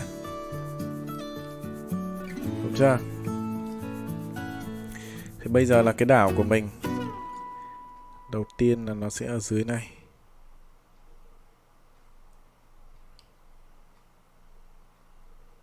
Đảo nhà đây.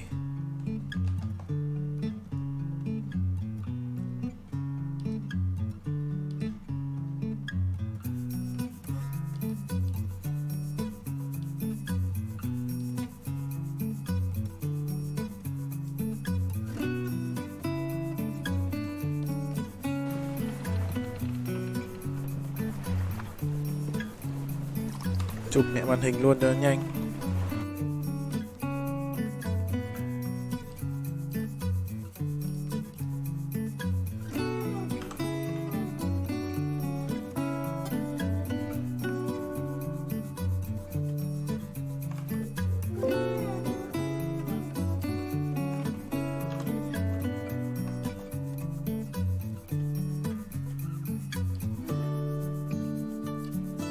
Cắt một tí thôi.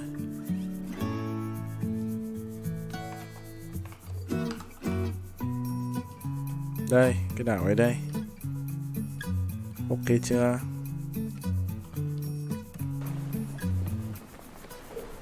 Đấy. Một cái đảo nhà mình kia.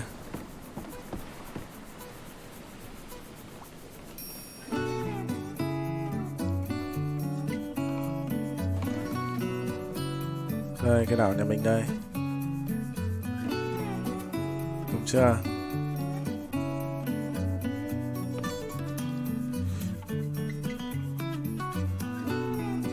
N này.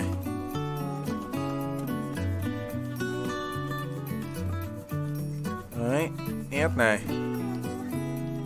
W này.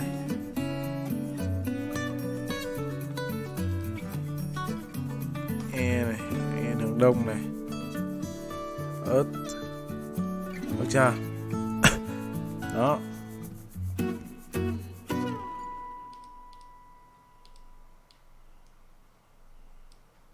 Đấy. Anh em nhìn cho rõ được chưa?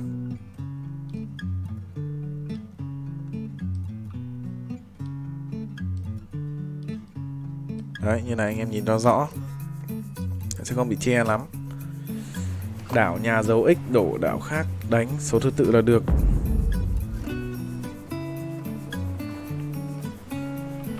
Đảo nhà để giữa hướng N lên trên.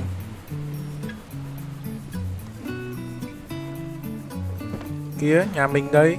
Nhà mình kia. Đúng chưa? Check sang đây là đang là hướng ấy này. Đúng chưa? Đây. Nhà mình đây. Home.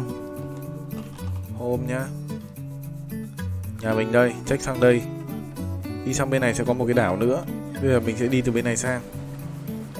Được chưa? Đấy. Đấy, check sang bên kia. Có một cái đảo nữa. Kia, cái đảo trước mặt đây kìa. Em thấy chưa?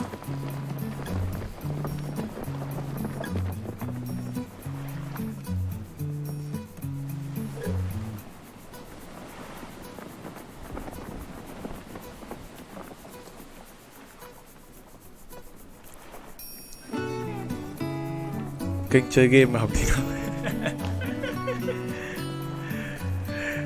Ông chưa học về vẽ hướng bản đồ rồi. Tôi vẽ hướng ấy mà. Nó ở trên làm gì nữa à? Đúng rồi mà. Nhà mình kia kìa.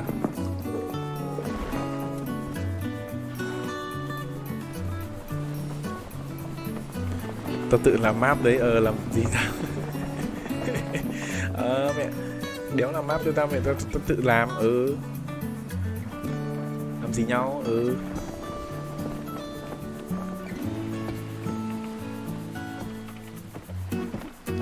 Đây. Cái này là NE. Chính xác là check 20 độ.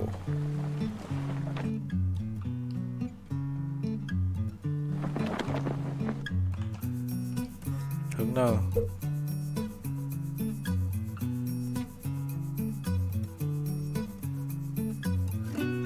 Từ đây nhìn sang hướng N.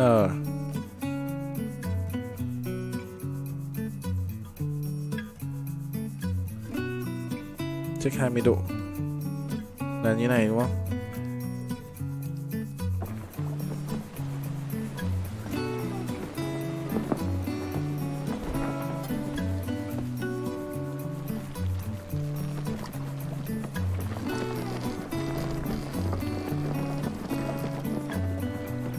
Thế đéo nào nhỉ?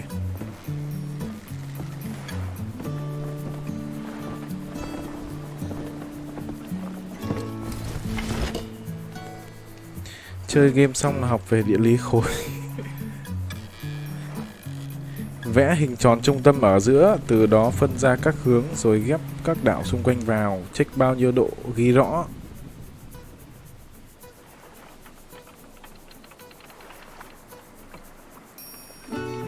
Bao giờ kim cũng chỉ hướng nam. Thế à?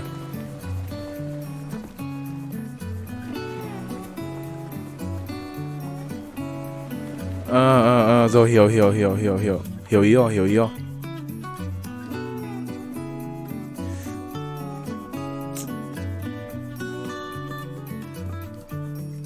Như này đúng không? Đúng chưa?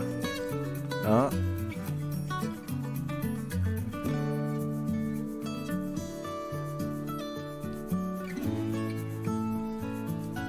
Đấy.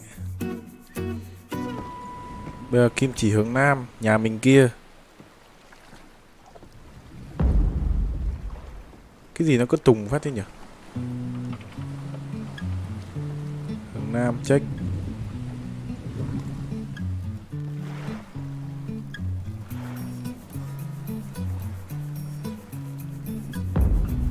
Check 20 độ.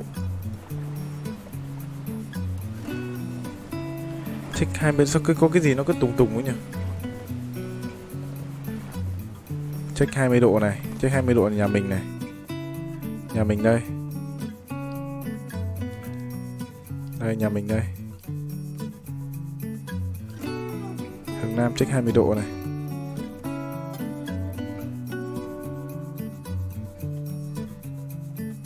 Đây đúng không?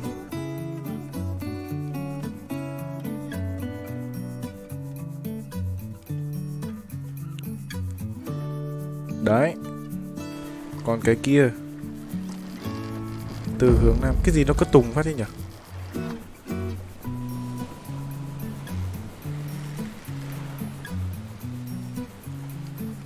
Từ đây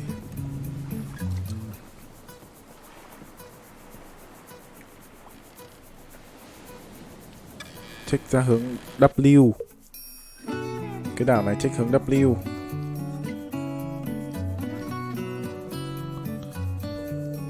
Ở đây à?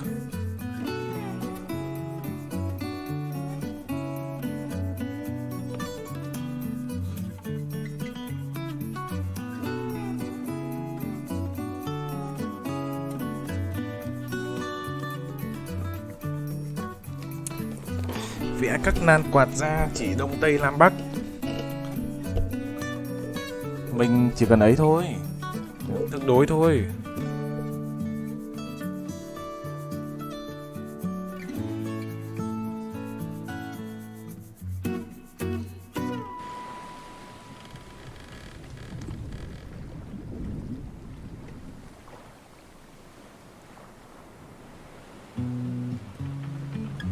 Ở đâu nhỉ? Cả cái đảo trên đi.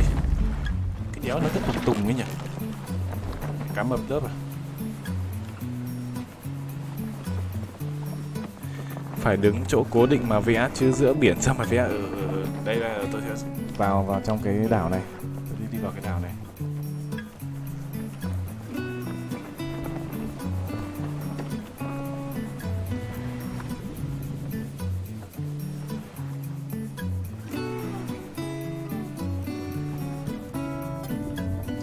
Đứng ở bất kỳ điểm nào xong là cũng nhìn về hướng nam đúng không?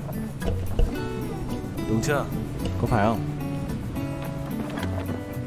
Khổ mẹ. Đéo được học, giờ mới được học xem la bàn đây này. Đấy mẹ, anh em chịu khó chơi game sinh tồn là mẹ, nâng cao kỹ năng đi lạc ấy.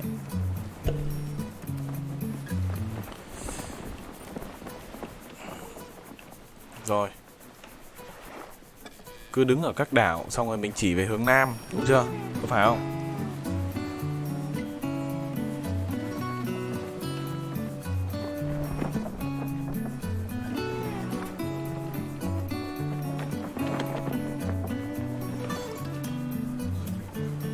như nào nhỉ? Sao tôi vẫn chưa hiểu nhỉ?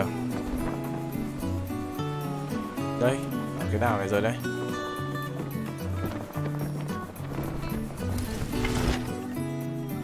Đảo này có cái cọc. Đây, hướng nam.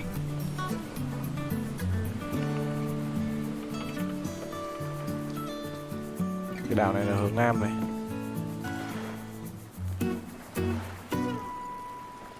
Hướng nam thì có phải là cái hướng nhà mình không ta? Đúng rồi.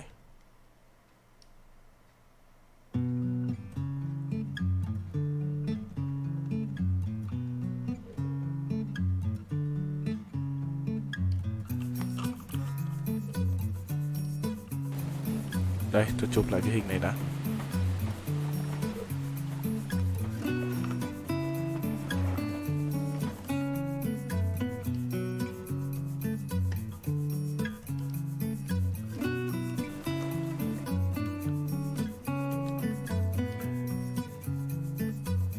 Đây đúng không?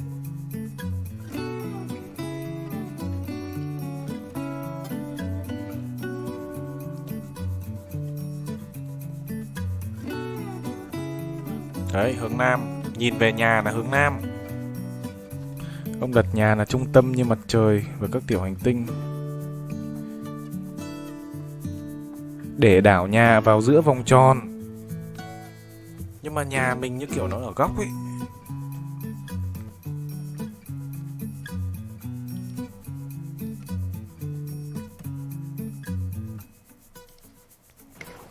Được rồi, thế bây giờ mình sẽ nhìn từ đây về nhà là hướng S đúng không? Hướng nam. Thì nhà mình ở đây. Nhà mình sẽ để vào giữa vòng tròn này. Đúng chưa? Cái này ném ra. Cái này sẽ là ở trên này. Đúng chưa? Home này.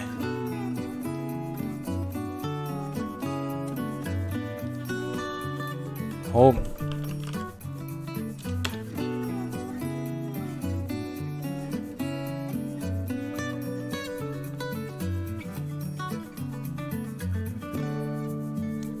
Đây, ok, thế nhà tôi ở đây.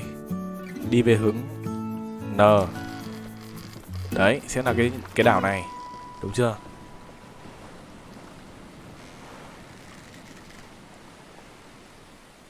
Rồi, thế thì bây giờ tôi sẽ sang nhà bên kia, nhìn về hướng cái đảo của nhà mình.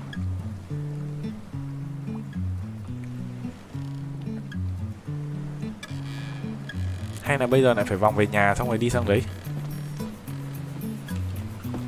Có khi thế thật. Bây giờ lại phải vòng về nhà.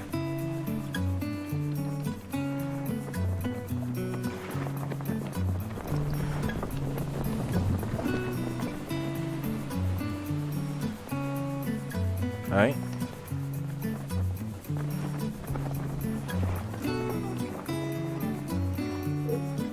Không cần. Rồi, thì sang cái đảo bên kia, nhìn về phía nhà. Nhìn về cái nhà. Tôi sang đảo bên này tôi nhìn về cái nhà.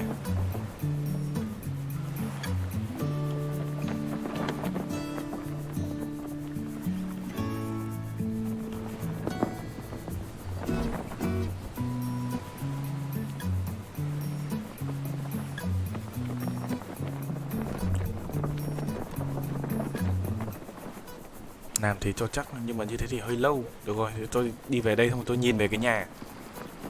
Rồi tôi sẽ tự nhìn ngược lại hướng được. Không sao, tôi sẽ đi từng ấy xong rồi tôi nhìn về cái nhà. Để ý cái nhà một tí.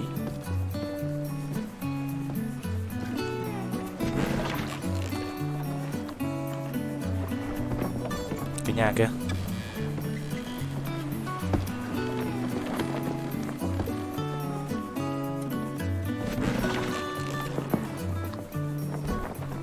Nếu này là mình đang đi ngang sang rồi đây này.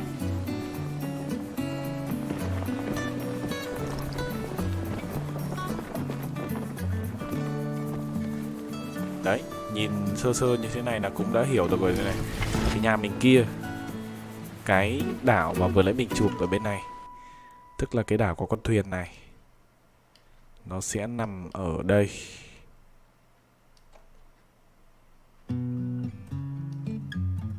Đảo có thuyền nó sẽ nằm ở đây. Đó.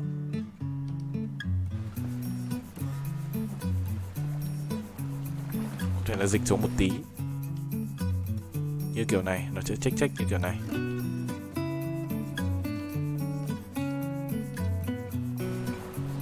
Cần xác định được 2-3 cái nó dễ ngay. Còn một cách dễ hơn là một ngày ông khám phá một hướng, đi đúng một hướng rồi vòng lại.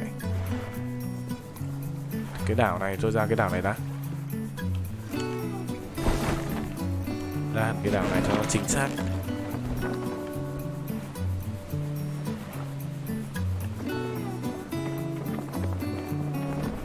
Cái nhà tôi kia, nhà tôi ngay kia thôi.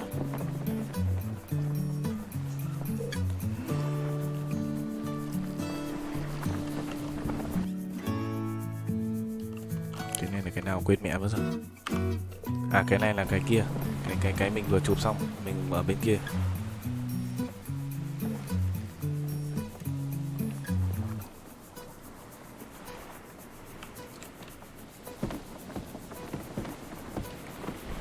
Đây, đứng ở đây. Nhìn về nhà. Hướng SW. SW.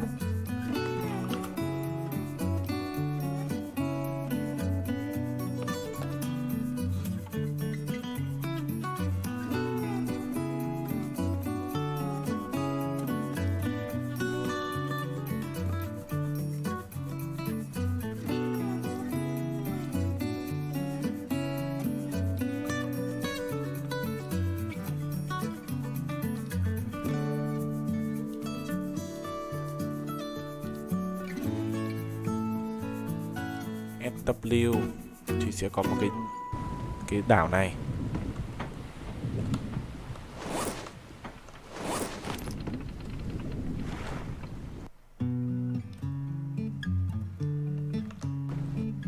Đây. SW.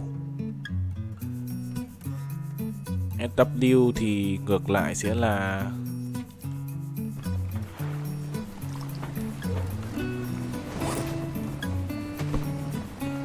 NE. Đúng rồi, hướng NE. Tầm này.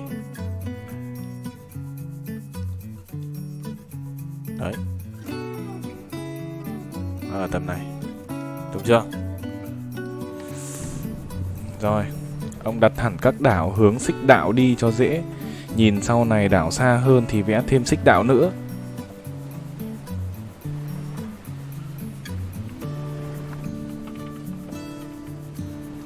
Kiểm tra từ đảo có thuyền, nhìn ra hướng E sẽ là đảo thứ hai ông vẽ.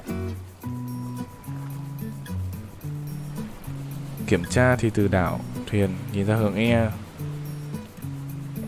Nhìn ra hướng E. W. Cái này bị sương mù rồi. Đúng rồi, kia kìa. Hướng E mà. Từ đảo kia nhìn sang hướng E thì sẽ sang bên này. Đúng rồi.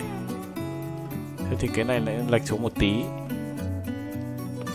Cái đảo có cái thuyền này nó sẽ dịch lên một tí. Hai cái này từ W nhìn sang đây sẽ là E đúng không? Đấy, từ đây nhìn sang đây sẽ là E này. Đấy, từ đây mình nhìn về cái kia là W. Từ đây mình nhìn về đây là E. Đấy, tương đối thôi chứ không cần phải chính xác lắm. Rồi đi tiếp thôi.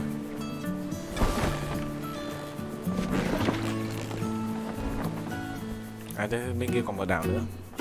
Mình đi tiếp. Chết mẹ rồi, tối rồi. Hoàng hôn xuống rồi. Đây, sang luôn cái đảo bên này. Sang luôn cái bên này.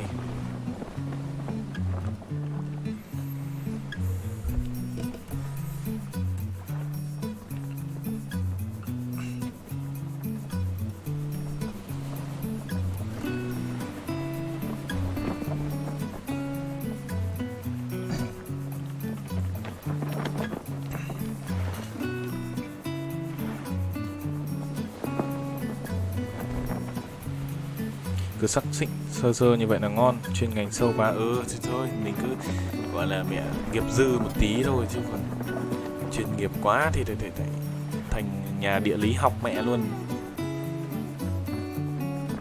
Vạn sự khởi đầu nan. Ở giữa khó hơn, ở cuối khó hơn nữa. Không, mình sẽ xác định tùy theo những cái mà mình xác định được rồi này. Đây là những cái đảo mà mình sẽ đi này.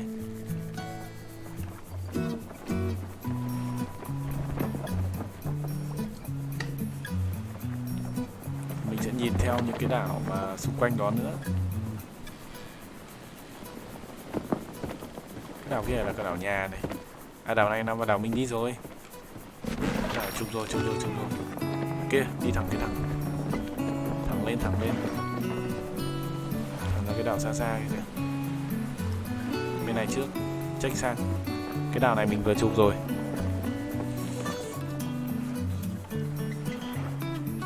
Columbus khám phá châu Mỹ.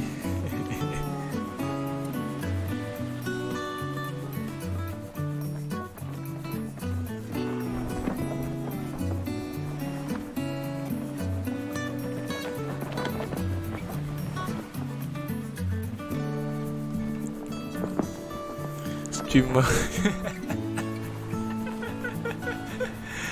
Tôi khổ lắm anh em ạ. Não dạo này nó không được ấy lắm. Nói chung là tôi vẫn đang mệt. Mấy hôm nay tôi đang rất là đau đầu. Nói thật với anh em thế. Cho nên tôi rất là lười suy nghĩ. Tôi rất là lười động não. Nói thẳng thế.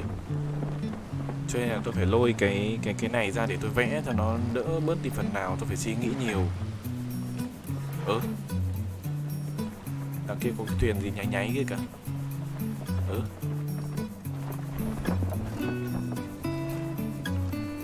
Cái nốt nó che. Để tôi ném sang bên này.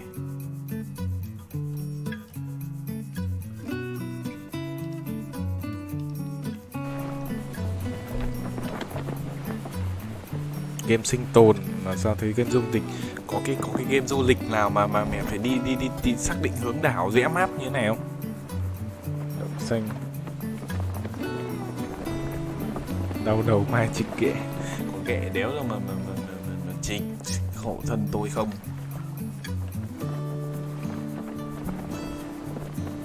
Sao bên kia tôi thấy nó cứ động này nào nhỉ?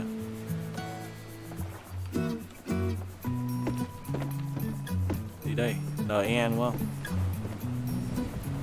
Nhìn về kia. Ui giời. Hết mẹ thức ăn.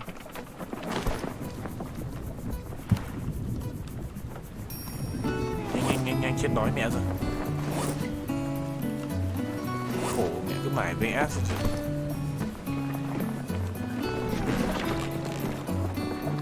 Làm nhanh lên.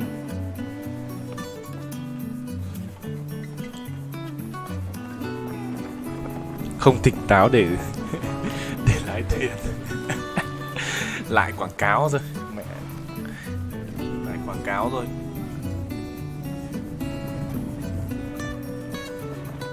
Ông đi san làm bên Singukune.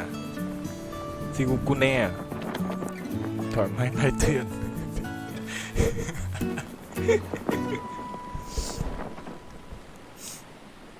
Nghĩ thế cao siêu hơn cho đỡ đau đầu.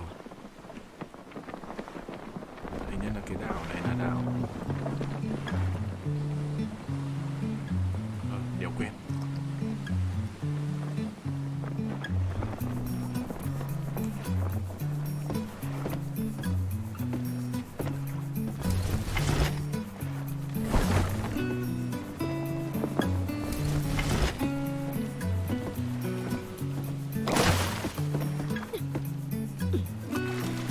Đảo này lên rồi.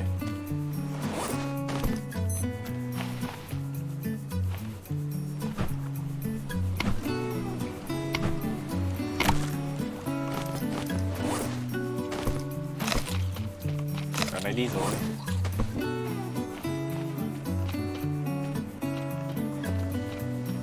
Cái này có tàu này.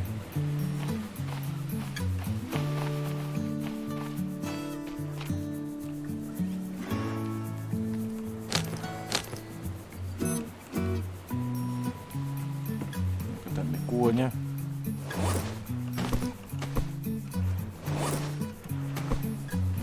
này gặp cua là đéo thích tí nào đâu. Spear đây này.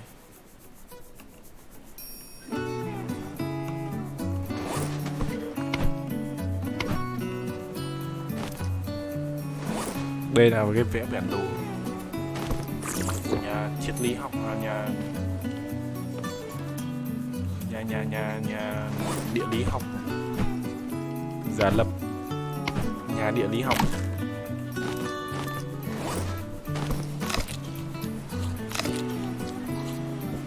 Đéo hiểu sao ăn dừa nhiều bị tiêu chảy á.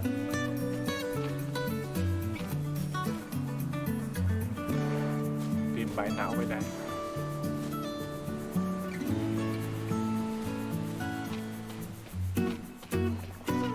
Tôi mà có cái cuốc thì tôi cuốc mẹ hết cái đống đá này đi.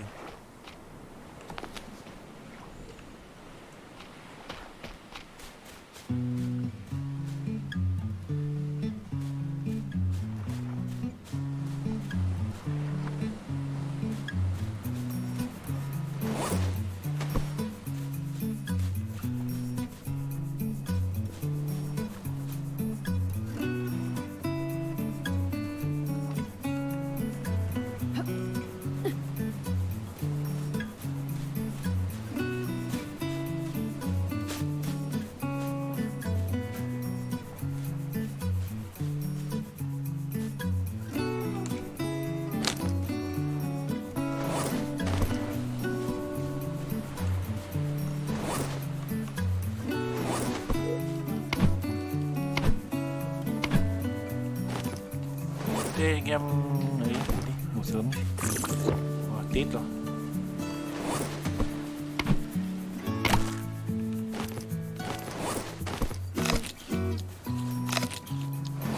Ngon rồi, ngon ngay mà. Rồi, làm cái nhà ấy để xếp đã.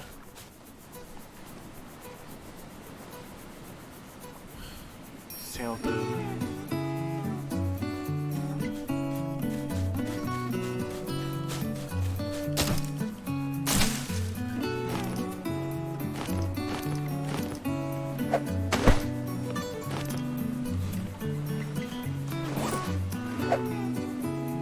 ba cây.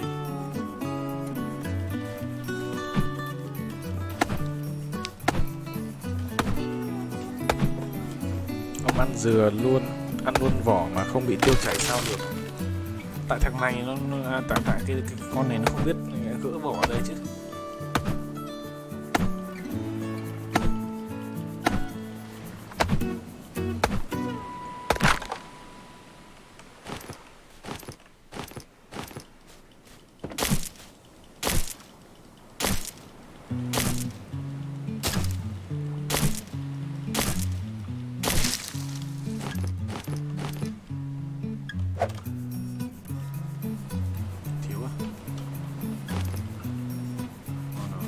Cua kìa. Cái đảo này anh em nhớ mà tôi lấy cái túi Robin Hood đây này.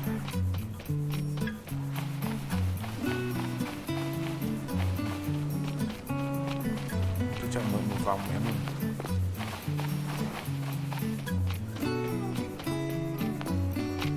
Chạy một vòng em luôn.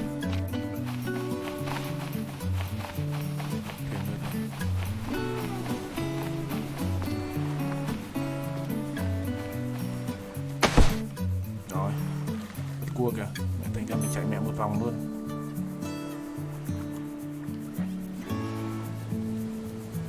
Cái bét đem được đi mà. Ừ nhỉ, nhà mình có cái bét đem được đi mà. Thôi rồi, quên mất này. Nói chung là có cái bét ở nhà mình còn quên mất mình không mang đi theo. Mất công xây cái bét mà mình chả bao giờ dùng đến. Ok, thôi hôm nay chúng ta nghỉ sớm anh em ạ. Hôm nay chúng ta sẽ chơi đến đây thôi anh em ạ. Sau chúng ta sẽ tiếp tục trải nghiệm con này, tiếp tục vẽ bản đồ thêm. Tôi sẽ lưu cái hình này lại để có gì chúng ta dùng lại nha. Rồi, ok, cảm ơn tất cả anh em đã theo dõi và ủng hộ. Ngày mai thì xin phép anh em Rồi, còn bây giờ thì bye bye và hẹn gặp lại anh em trong các buổi livestream lần sau. Bye bye.